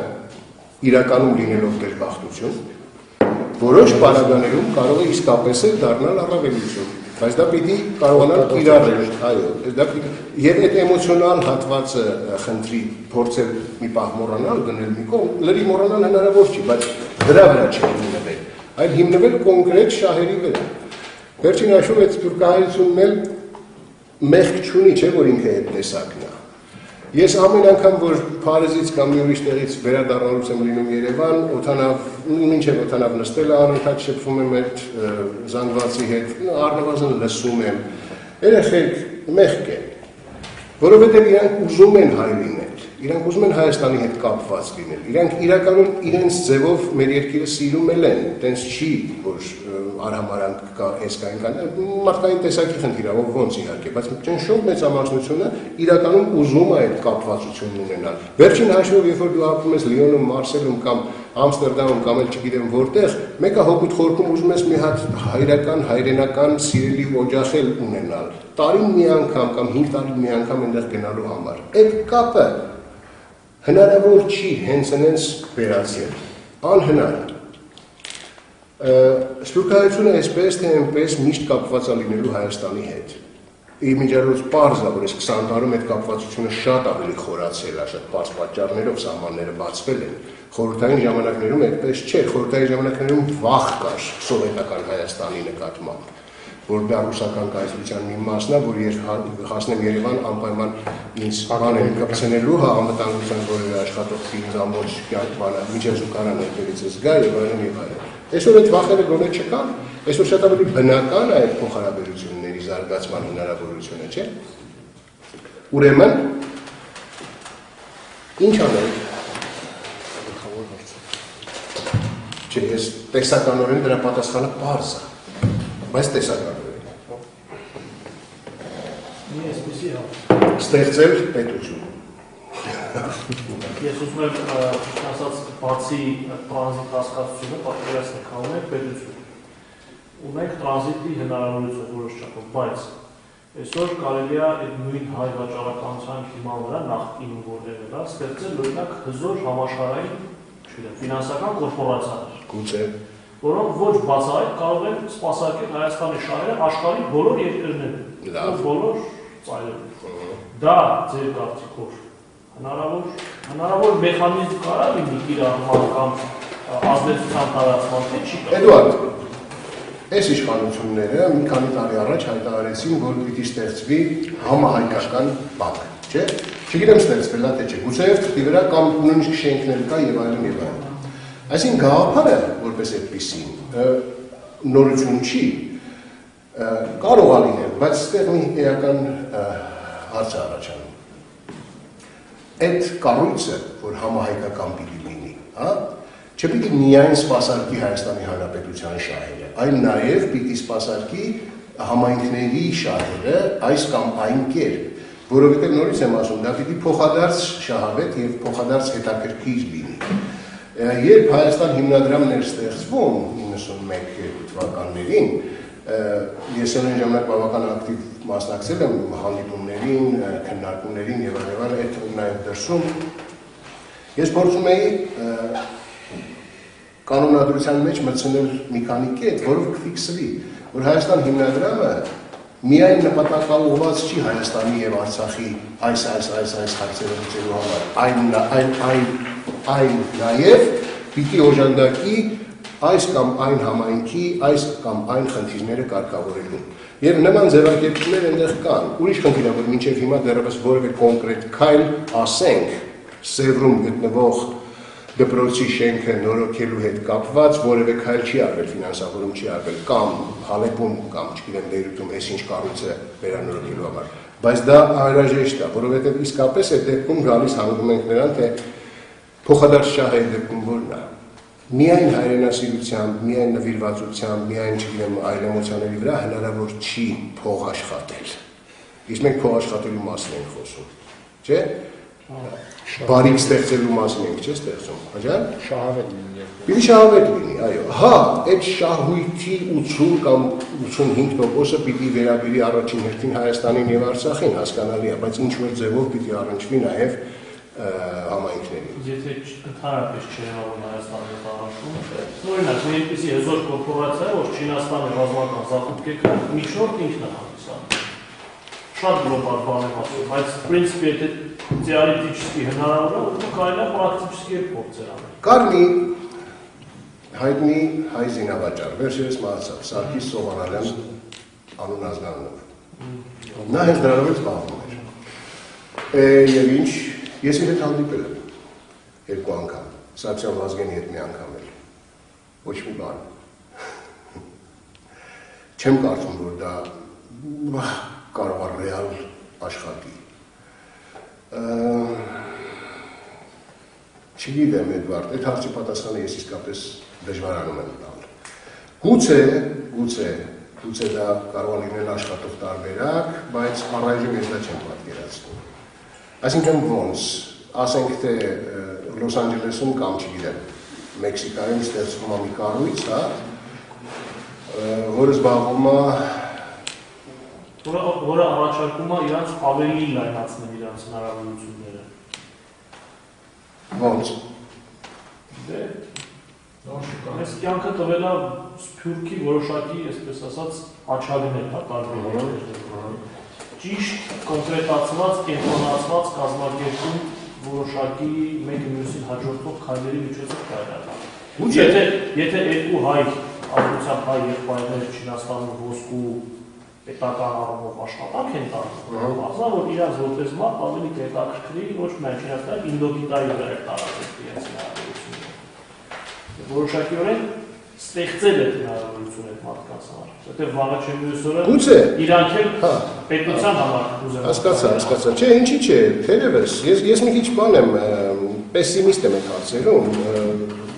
չգիտեմ ինչն է պատճառը, բայց երևի պատճառները անիմն չեն։ Բայց գուցե վերջին հաշվով այն ինչ արվում էր նույն 16-17-րդ դարերում միջնորդություն էր արևելքի եւ արևմուտքի միջև, ընդհանրապես։ Բայց նորից ես ուզում եմ վերադառնալ նրան ինչով վերջացրեցի այդ մասը հարցի, հա, քննարկումը։ Հսկայական հարստություն դիզվեց, բայց փոշիացավ։ Կարող է նորից նույն բանը տեղի ունենա, հասկանում ես։ Չգիտեմ ինչ տեղի կունենա։ Պետությունը Այդ դեպքում պիտի պետության դերը այստեղ ինչ-որ ձևով երևա, այդ դեպքում։ Բայց ինչ-որ ձևով, ոչ բացառիկ։ Դե հիմա, գիտես ինչ է, օրինակ, Քերքորյանը, առնում է MGM-ը կամ Chrysler-ը կամ չեմ անում ինչ է, ինքը հսկայական փողեր է աշխատում, երբեմն էլ կորցնում է, բայց մեծ հաշվով ահռելի կարողություն է կարողանում դիզել։ Ինչ է դրա արդյունքում լինում։ Ինքը այո, բանում Կալիֆոռնիայում հայագիտական ինչ-որ ուսումնասիրությունների օժանդակում, ինչ-որ դպրոցների օժանդակում, Հայաստանում եւ Ղարաբաղում երբեմն ինչ-որ բաներ անում, բայց հենց այդ իրականում օգտագործվում է այդ ահռելի բանի չնչի 1%-ն էլ չի, հաստատ շատ ավելի քիչ է, հա։ Դա չի նշանակում մենք, որ մենք Քերքորյանից նեղանանք կամ ասենք, որ ինքը լավ հայ չի, շինաշու ամեն մեկին ինքն է անկյուն իր ապրել կերպը այդ 80 տարին ոնց կապրի, չես կարող որևէ բան պարտադրել եւ ինչ որ բան էլ անում է։ Եվ ոչ միայն ինքը, բազմաթիվ նման օրինակներ կան, հա, որ մեծահարուստներ են, ահռելի կարողության տեր են եւ այլն, բայց դա ոնց ես պատկերացնում պետության հետ կորելացիան, ոնց պետք է այդ ամեն ինչը վերահսկվի։ Հետո ստեղ ուրիշ խնդիրներ են, չէ՞ առաջանալու, ինքը այնուամենայնիվ մի այլ պետության քաղաքացի է եւ հարկատու է եւ պարտավորություններ ունի այդ երկրի հանդեպ, չէ՞, այսինքն այս խնդիրներն էլ պետք է ինչ-որ իրավական լուծումներ ունենան։ Եթե չունենան, չի ստացվի։ Չէ, կան մեխանիզմներ։ Երևի կան, ես չգիտեմ, այս բանը քաշքվել, հետո շատ բան գալիս է պետության իշխանությունը։ Որովհետև մարդը պետք է հասկանա, թե դիմացինը հստակ ինչպիսին է, ինչ ուզում եւ կենցաղում գործ է։ Ամեն մեկ էլ յուրովի մոտենաս ամեն։ Հա, իհարկե։ Ամեն դեպքում մարդկանց հետ է գործդ եւ ամեն մարդ անհատականություն է եւ անհրաժեշտ է հասկանալ թե ինչ տեսակ անհատականություն է եւ ըստ այդ մոտենալ, բազ է։ Բայց որ անհատների մասին չենք խոսում, մենք խոսում ենք ինչ-որ մի կառույցի մասին, հա։ Այնտեղ որտեղ կա կառույց, Էդվարդ, այնտեղ կա շահերի բախում։ Վերջին հաշվով գոնե ամբիցիաների բախում կա։ Կարող է շահերի բախում մարդիկ մոռանան, բայց իրենց ամբիցիաները երբեք չեն մոռանա։ Ընդհանրապես ինքնահաստատման, ինքնադրսևորման մարմաճը, որ բնորոշ է մարդկության մեծ մասին, հա, միշտ խանգարում է նման մեծ ծրագրերի իրականացմանը, որովհետև եթե հավաքական ինչ-որ կառույցի մասին է խոսքը 10-20 հոգի կամ չգիտեմ 100 Երբ որ հավաքվում են, անպայման խնդիրներ են սկսում ծագել կապված անհատականության հետ, մարդկանց այդ հոգեբանությունը, մարդաբանությունը, կենսաբանությունը, ինչ ասես է երևի, որին ես չեմ տիրապետում, բայց ես բազմիցս տեսել եմ, թե դա ոնց է խանգարում, շատ հաճախ է խանգարում։ Ընդհանրապես շատ դժվար է պատկերացնել այնպիսի մարդու, որը կարողանում է իր անձնականը ստորադասել ընդհանուրին, որպես օրենք միշտ հակառակն է։ Լինում են երբեմն այդպիսի անհատներ։ Չկարա մի կառույց, բայց այդ կառույցի անդամները չնստեն իրար հետ մի սեղան։ Հա, հեռվից հեռու։ Քանի որ կա ինտերնետ եւ այլն, գուցե, ես չեմ ասում չէ, գուցե։ Մի հատ փորձեք ինքներդ գերբողությամբ մտածեք, ես մի քիչ արդեն երևի ծեր եմ այդ տեսակ հարցերում ուղղակի ներգրավվելու համար, թեպետ երևի դեռ այդքան չէ, բայց ամեն դեպքում դա ձեր սերնդի քննարկելիքն ավելի շատ։ Ես կարող եմ ձեզ օգնել, եթե նման քննարկումներ լինեն, արգելակելով։ Երբ որ դուք ինչ-որ մտքեր գեներացնեք, ես ասեմ չէ, չի ստացվի եւ ասեմ թե ինչու չի ստացվի։ Համենայնիվս եթե կան մտքեր, որ գեներացում են, եթե ինչ-որ մի բան վերաբերում ուզում ես, ուրեմն մի օր դրան հավատալ։ Էդուարդ, ցանկացած մտքի գեներացում լավ բան է, ինչի մասն է խոսքը։ Պարզ է, ընդհանրապես ուղեղն աշխատացնելու լավ բան է, պատկերացնել, ես դա հասկանում եմ, բայց պրակտիկ քաղաքականության առնչված մարդը միշտ առաջին հերթին փորձում է արգելքները տեսնել, թե որտեղ են խութերը։ Եվ դա լավ է, որ կան նաև այդպիսի մարդիկ, ոչ միայն ոգևորվող երիտասարդ, էմոցիաներ ունեցող եւ հեռանկար պատկերացնող մարդիկ, այլ մարդիկ, որոնք կարող է իրենց փորձառությամբ, իրենց կոնսերվատիզմով որոշ դեպքերում եւ այլ հատկանիշներով կարողանան ցույց տալ, որ չէ, այս մեկը կարող է ինքը սխալվի, կարող է իրականում դա հաղթահարելի է, բայց եթե պրոբլեմը կա, այդ պրոբլեմը պիտի ցույց տրվի եւ այն մարդիկ, որոնք ուզում են այդ պրոբլեմը հաղթահարել, գտնեն դա հաղթահարելու ձևը։ Դուք պրոբլեմը ավելի քիչ եք տեսնելու ձեր մտապատկերներում եւ քննարկումներում, շատ պարզ պատճառով, որովհետեւ երիտասարդ եք եւ դա լավ է։ Բայց կյանքն իրանն է, ինչպես ասում են, վերցնում, հա, դուք հարց եք տալիս, հա։ Այդ կառույցի ստեղծումը օրինակ ես պատկերացնում եմ երկու փուլով։ Նախ առաջինը, որ էմոցիոնալ ազդակի կամ այսպես ասած հայրենասիրության ազդակի նույնիսկ ձևական ձևով ստացվում է այդ կառույցը ստեղծել։ Իսկ երկրորդը, երբ արդեն գալիս է գործունեության բունփուլը, այնտեղ կարելի է պետության դերը, Հայաստանի դերը ավելի բարձրացնել հետևյալից։ Օրինակ, եթե հայ գործարարը կամ գործարարների խումբը, որոնք արտասահմանում շատ մեծ ազդեցություն են, վերջին հաշվով իրենց մոտ մտավախություն կա։ Ինչքան էլ դեմոկրատիան ազգային խնդիրը, օրինակ ոչ մեկ չէ սպասում, որ 70 տարի առաջ Գերմանիայում հրեական այդ համայնքը, որ ամեն ինչին տիրապետում էր, իրանք արտաքսվեցին։ Այսինքն այդ մտավախությունից փրկվելու իրենց միակ տարբերակը դա բուն Հայաստանն է, որը կա այդ ազդակի շնորհիվ իրանց կարգավորել ու հետագա հարցերը շահերի բախումը ավելի կարգավորված լինի։ Այսինքն կառույցի շարունակականությունը հենց դրանից է գալի։ Իսկ վերջին հաշվով, եթե Հայաստանը ինքը բաց երկիր է, զուտ խաչմերուկային դրանից այստեղ էլ հնարավոր է նույն ներդրումային միջավայրը ստեղծել, ինչ որ կարողանակ արտասահմանում։ Ու այդ ներդրումային միջավայրի ստեղծումով իրանց համար արտաքին գործարարների համար շատ բարենպաստ պայմաններ ստեղծվում։ Ես որևէ հակառակվելու բան չեմ գտնում ձեր շարադրանքի մեջ, ձեր ասացի մեջ։ Ամեն ինչ տրամաբանության շրջանակներում է, բայց ոնց որ թե առանց Հայաստանի Հանրապետության չի ստացվում, չէ՞։ Հա, այսինքն հիմնական խնդիրը դա է։ Այսինքն առանց պետության գոյության, հայկական պետականության,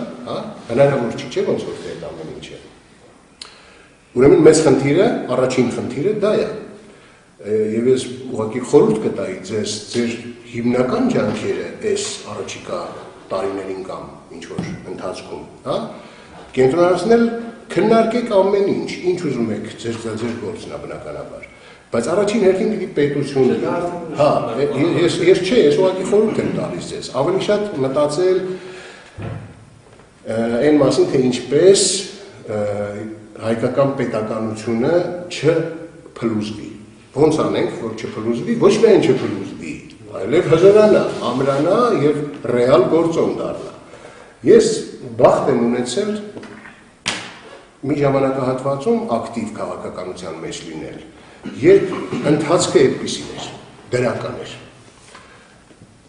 Երբ պետություն էր ստեղծվում, համարյա զրոյից ավերակների վրա, բարից բուն իմաստով իմիջիայլոց ավերակների վրա, բուն իմաստով մեր երկրի 1/3-ը ավերակների մեջ էր։ Պլյուս պատերազմ էր, պլյուս էներգետիկ ճգնաժամ էր, բայց կար հավատ, վստահություն, ոգևորություն և ձգտում ստեղծելու Հայաստանի Հանրապետություն անունով պետություն, որը կլինի հայության վերջապես, հայությունը կունենա իր օրրանը, իր երկիրը, իր տարածքը, իր սեփական պետությունը։ Նորից եմ ասում հանգամանքների բերումով, իմ բախտը բերել է, որ ես այդ ժամանակահատվածում եմ եղել կառավարության մեջ և շատ կարոտով եմ հիշում այ հենց այդ մթնոլորտը,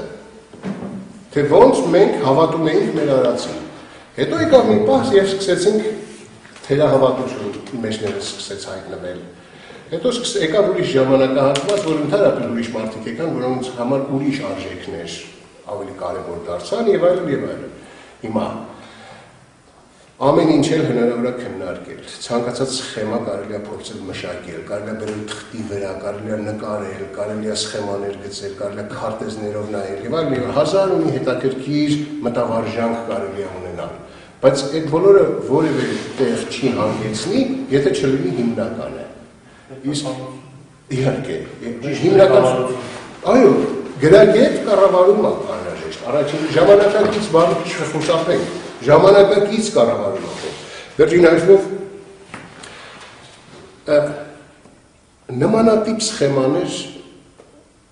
ուրիշ ազգերել են փորձել ստեղծել։ Մասնավորապես մեր բոլորի կողմից շատ սիրված հրեաները։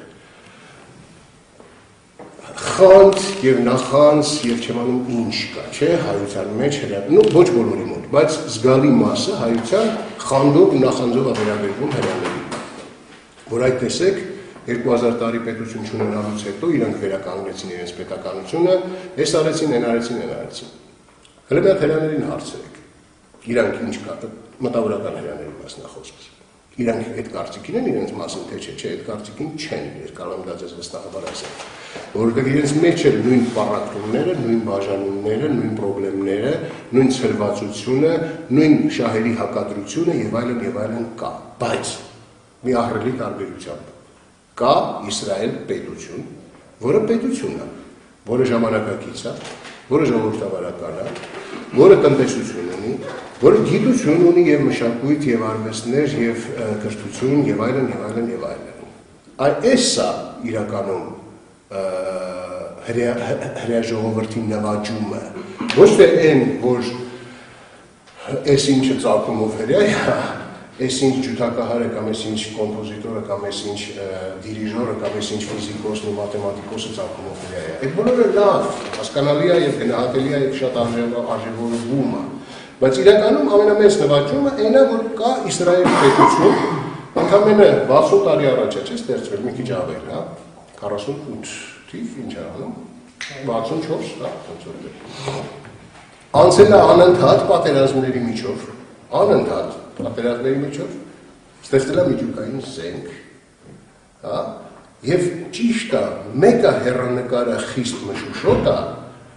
բայց այնուամենայնիվ գոյություն ունեն և այդ դեպքում այդ ցանցերը, այդ հարաբերությունները, համայնքների կամ առանձին անհատների հետ կապերը այս կամ այն կերպ կիրառելն ու օգտագործելը շատ ավելի արդյունավետ է դառնում, այս սա է հարցերի հարցը։ Իմ ջանից ես անձամբ իսկապես համակրանքով եմ վերաբերում հրեաներին եւ պետությանը եւ ամեն ինչին, բայց պիտի ասեմ, որ ես էլ շատ պեսիմիստ եմ Իսրայելի բարագայում, որովհետեւ քանի որ խոսեցինք, ժամանակել մի քիչ դեռ ունենք, շատերիս մոտ կա այն պատկերացումը, որ ես մի քիչ առաջ որ ներկայացրեցի, չի գիտություն, կրթություն, բանակ, տնտեսություն, գյուղատնտեսություն եւ ամեն ինչ, հա, ըստ էության այդ երկրում կա։ Բայց ինչ է այդ պետությունը։ 5.5-6 միլիոն մարդ, չէ՞։ 1 միլիոն ռուս ասում։ 1.5-ից 2 միլիոն արաբ, հա։ 1.5-ից մի քիչ ավել, մոտ 1.5 միլիոն աշքենազի հրեա Եվրոպայից կաց, մոտ 1 միլիոն սեֆարդիմ հրեա եւ 1 միլիոն էլ ուղղափառ հավատացյալ։ Մեկ մյուսի հետ համարյա չեն առնչվում։ Այս ռուսները ապրում են իրանք իրար մեջ, աշքենազիները իրանք իրար մեջ, արաբների մասին չեմ էլ խոսում, հա, ուղղափառները ընդհանրապես համարում են, որ այն մյուսները հրեա չեն, քանի որ չեն պահպանում բոլոր ծեսերը, այս է ռեալ իրավիճակը այս երկրում։ Եվ այնուամենայնիվ, մեր մոտ այս պրոբլեմները չկան, չէ։ Մենք գոնե այս պրոբլեմներից զերծ ենք, չէ։ Այսինքն, չնայած այս բաժանումներին, չնայած այս պրոբլեմներին, մեկ այդ պետությունը կա, եւ դեմոկրատական պետություն է, ընտրությունը այդ երկրում։ Եթե մարդիկ գնում են քվեարկության, Լիկուդին են քվեարկում կամ չգիտեմ ուսին են քվեարկում, հավատում են, որ արդյունքը այնա ինչ որ այնտեղ գրված է, վերջում գրվում է։ Շրջապատված բոլոր կողմերից թշնամիներով եւ ծովով։ Բոլորն անընդհատ իրենց շրջապատում երազում են իրենց ոչնչացնելու մասին, մեզ ոչնչացնելու մասին երազում են մենակ ադրբեջանցի, գուցե ինչ որ թուրքեր, կարող է այդ վստահ չեմ ճիշտ ասած, բայց հենց այդ իսկ նրանց բոլորն են երազում ոչնչացնելու իրենց հարևանների մասին են խոսում, բայց կան դրա համար ինձ դուր է գալիս այդ օրինակ։ Դրա համար օրինակ Գոլդեմարն ասում էր պետական սիստեմ է ձևավորել։ Պետական սիստեմ հասկացությունը դա մի քանի, այսպես ասած, կիսաօլիգարխի կամ բիզնեսով զբաղվող քաղաքական գործի չի բարի չի։ Համաձայն եմ։ Իհարկե կին ղեկավարը իրանց երկրում կարողանում էր 6-օրյա պատերազմի ժամանակ ասել մենք պատրաստ ենք նույնիսկ մեզ ոչնչացնել, բայց դուք եք ոչնչացնել։ Դա ասում է հենց այդ պետական հզոր սիստեմի մասին։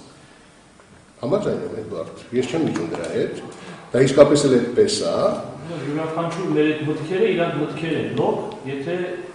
չես տեսնում իրանք կիրառման բացահայտ հստակ մեխանիզմներ։ Գիտեք ինչ նախնդիրներից մեկն էլ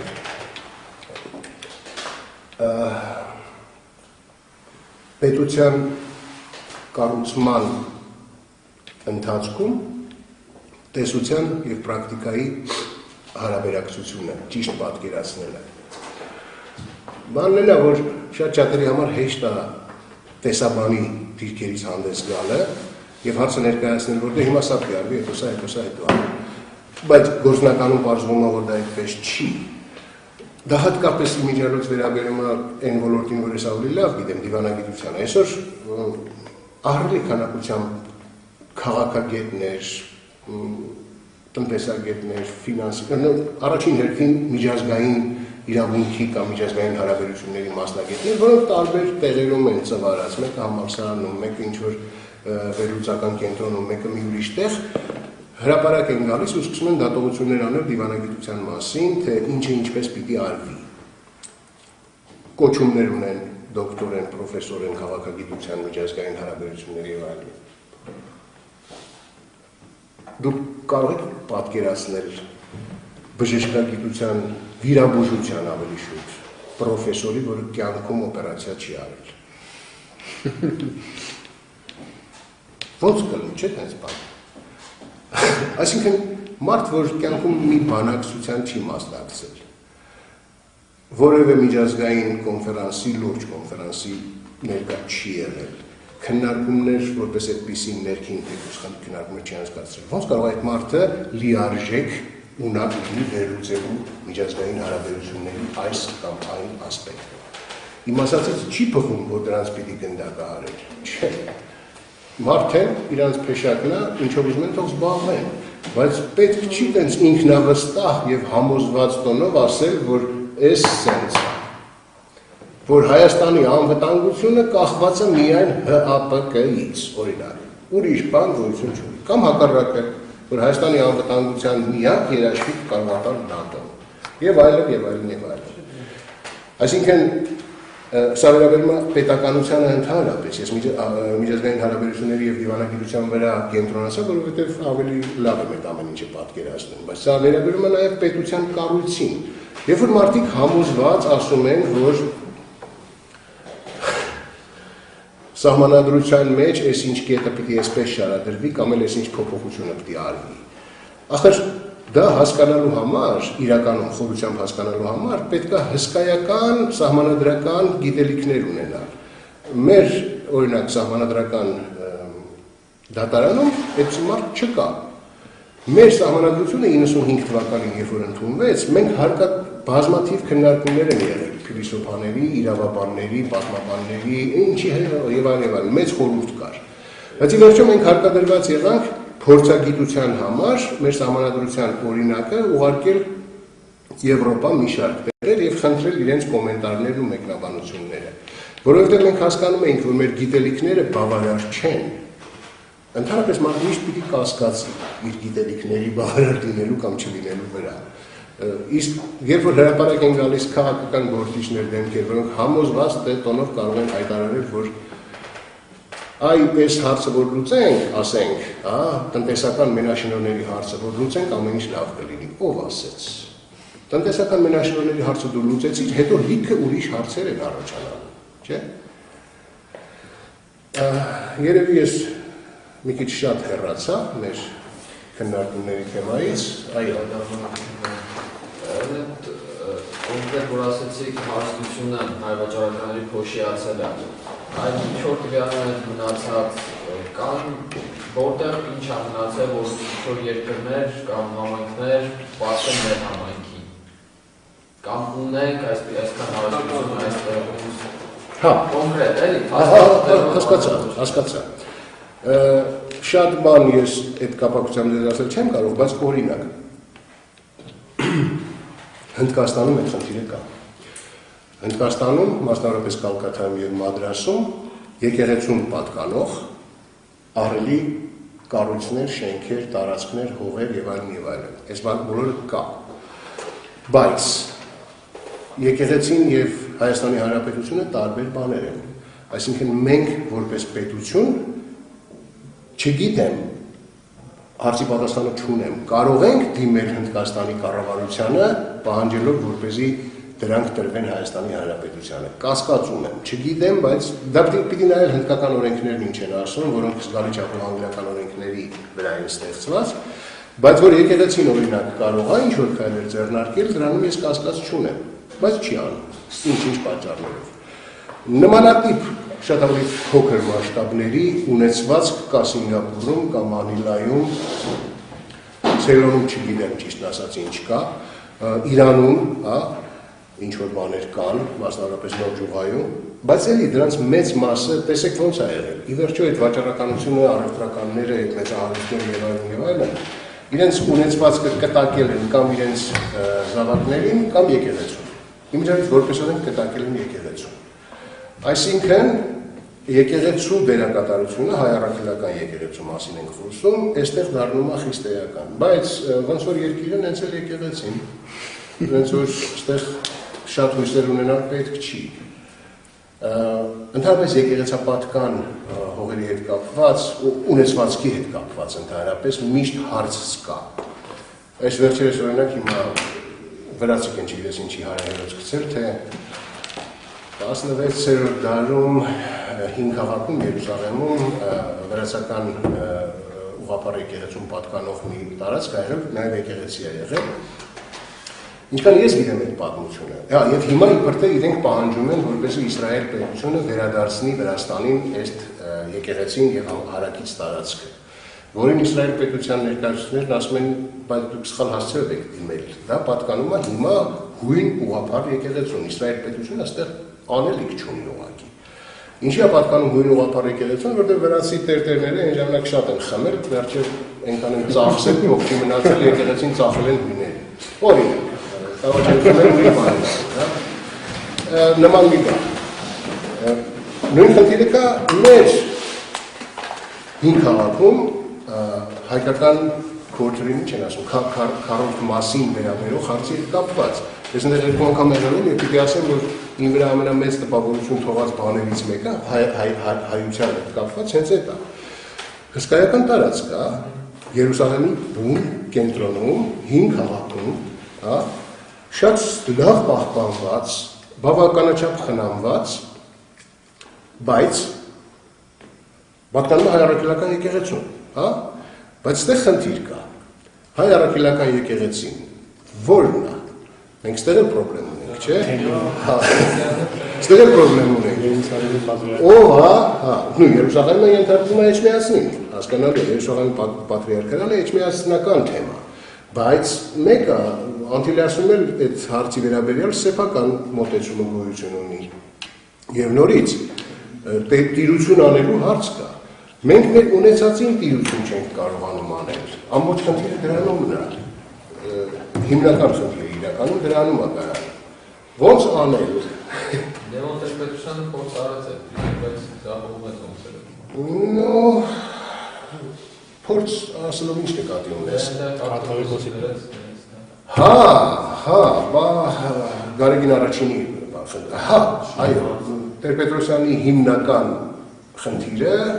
ես էլ այդ հարցի շուրջ մի քանի անգամ խոսել, կայանում էր դրանում, որ Անտիլիասից բերելով մենք դրանով կարողանանք ինչ-որ մի ժամանակի մեջ այդ խզումը վերացնել և միավորել։ Այո, հիմնական նպատակը դա էր, թեպետ Գարեգին առաջինը նաև շատ կարդացած, գրագետ և կրթված մարդ էր, և եղածների մեջ իրականում նա առանձնանում էր իր որակները, շատ կրթված մարդ էր։ Բայց շատ զգուշավոր դեպք եկեղեցական է, ավելի պահանջել մարդկանցից երևի չի կարելի, վերջնաշուտ մասնագիտությունը իր քնիքն է թողնում մարդկանց վրա, դա էլ կա։ Այո, բայց դա էլ է մեր խնդիրներից, չէ։ Խոսում ենք հայության միավորման, ցանցային ինչ-որ բան։ Այ, պետությունը ամեն տեղ իր դերն ունի, բայց ոչ մի տեղ իր դերը ինչպես հայտնա չի կատարում, այս է պրոբլեմը։ Պետությունը այսօր օրինակ իմ կարծիքով շատ են խոսում, արդար, թափանցիկ եւ այլն։ Դե արեք։ Դուք եք իշխանք։ Հա, ո՞նց է ձեռը բռնել։ Որոնց մենք մարդիկ քննադատում են, ասում դե եկեք նստեք ներկայ փորձեք անել։ Չէ, այդ դեպքում իրականացնում չէ, մենք ուրիշ բան ենք զբաղվում։ Դե հա, հենց է։ Ղարաբաղի պատմությունն է, ես պրեզիդենտն եմ կդառնում, ասում դե արի դա ասավ չէ։ Ի վերջո տարբեր բացատրություններ ու մեկնաբանություններ կարող են լինել կապված 98 թվականի Տեր-Պետրոսյանի հրաժարականի հետ։ Բայց ի վերջո Տեր-Պետրոսյանի ասածն ինչ էր։ Ես այս հարցում, մասնավորապես այս հարցում, հա, կարողացել եմ գալ հանգել այս հանգուցալուծմանը, որը քաղաքական ուժերի իշխանության մեծ մասը եւ այլն չի ընդունում։ Լավ։ Ես դրանից ավել չեմ կարողացել անել, ստեսություն ձեզ։ Դե հիմա եկեք դուք արեք, չէ՞։ Հայաստանի առաջ կանգնած ավելի լուրջ խնդիր, ավելի մեծ խնդիր, քան Ղարաբաղի հարցն է, գոնե այն տարիներին չկար։ Այսօր էլ այն միջայլոց վերջին հաշվով այդպես, որտեղ քանի դեռ հարցը լուծված չի, մենք անընդհատ արգելանքների առաջ ենք հայտնվելու։ Ամենատարբեր ոլորտներում ու բնագավառներում։ Ինչ եղավ արդյունքում։ Արդյունքում եկան մարդիկ, հայտնի անվտանգության խորհրդի նիստի ժամանակ քարտեզը բերեցին, փռեցին Տեր-Պետրոսյանը եւ ես չեմ ներկայ, ես Փարիզում էի ժամանակ։ Բերել են փռել դիմացը, ասել են այ էս եթե կարաս 10 մնա, ասել չէ, չեմ կարող։ Դե ուրեմն գնա, լավ գնում եմ, դե հիմա դուք եկեք արեք։ Ինչ էր։ Ղարաբաղ, Լաչին, Քերբաջար միավորված Հայաստանին, հա, եւ ճանաչված միջազգային հանրության կողմից։ Ինչ ընթացք են ունեցել բանակցությունները վերջին 15 արդեն տարի է, չէ՞, 98-ից հետո։ Գիտենք ինչ ընթացք են ունեցել, գիտենք ինչ տարբերակներ են քննել լուծումներ։ Դիվանագիտության մեջ բոլոր լուծումները վատն են կամ շատ վատ են։ Դիվանագիտությունը ուրիշ բանի ունակ չի։ Դիվանագիտության տեսակն է այդպիսին, որպես մասնագիտություն, որպես բնագավառ, որպես արհեստ Դիվանագիտությունը այդ տեսակ բան է, կամ վատ, կամ շատ վատ։ Հիմա, այսինքն այդ վատը իրականում լավն է, եթե ճիշտը խոսենք, եթե դիվանագիտական լուծման մասին է խոսք։ Կան այլ բնույթի լուծումներ դիմացինին պարտադրել կապիտուլյացիա։ Եթե դրան ունակ ես, իհարկե, դա գերադասել։ Հա, իհարկե, բա ոնց, եթե կարող ես, Բիսմարքը իհարկե, ես շատ լավ չգիտեմ, այդպես ամբողջությամբ չեմ կարդացել, բայց մեկ-մեկ իսկապես ֆենոմենալ մտքեր էր արտահայտում, հա։ Ինչ որ ճիշտ է, ճիշտ է։ Եվ ասում եմ, դե եթե անգլիական բանակը որոշի մտնել Գերմանիա, ես մեր ոստիկանությանը կուղարկեմ, որ իրաց ձերբակալ են։ Եվ այլն։ Լավ։ Ընդհանրապես դիվանագիտական ասույթները երբեմն ապհակ են, բայց երբեմն իսկապես լավ են։ Երբ որ հավես ունենաք, ժամանակ ունենաք եւ ցանկություն ունենաք, կարելի է այդպես ասույթների բազմաթիվ։ Ես ընդհանրապես ասույթներ շատ չեմ սիրում բանանել,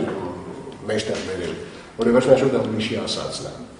Եվ միշտ չի որ ճիշտ է, կարող է սիրունը, որ ինքնին գրավիչ է, երբ որ սիրուն ձևակերպում ալինում ինքնին գրավիչ է իհարկե։ Բայց ընդհանրապես ով ասի, հələ տեսեք, անընդհատ ասույթներով, այս ինչը սենց ասել, այն ինչը նենց ասել, այն ինչը նենց ասել։ Եղավ են Արտաշը։ Մի 10 հատ գիրք կարդացել, դուրս ագրել մի 5 հատ նախադասություն կամ 25 հատ նախադասություն, դրան շուրջ բան անում։ Դա այստեղ հարցը մենակ Ադամն չի ապահովագրված, որ գիտեք որ չի ասի։ Երևի հա։ Երեխեք, ինձ համար շատ հաճելի էր այս շփումները եւ ես անկեղծ հաճույք ստացա ձեր հետ հանդիպելուց, զրուցելուց։ Միքսել ինքս ինձ թարմացրեցի, այսպես ասած, որտեղ ես եմ որոշ բաներ սկսել մոռանալ, բնականաբար։ Չգիտեմ դուք ինչքանով գոհ եք, հուսով եմ, որ դժգոհ գոնե չեք։ Բայց ես կարծում եմ, որ մեր առնչությունների, հարաբերությունների կապը ինչ-որ ձևով մենք այնուամենայնիվ կշարունակենք։ Զուտ մարդկային է իր հերթին, բայց նաև օգտակարության գործակից է լինի այդ ամեն ինչի մեջ, դա ավելի լավ լինի։ Հենց որ շնորհակալություն ձեր համբերատարության համար եւ առայժմ վերջ։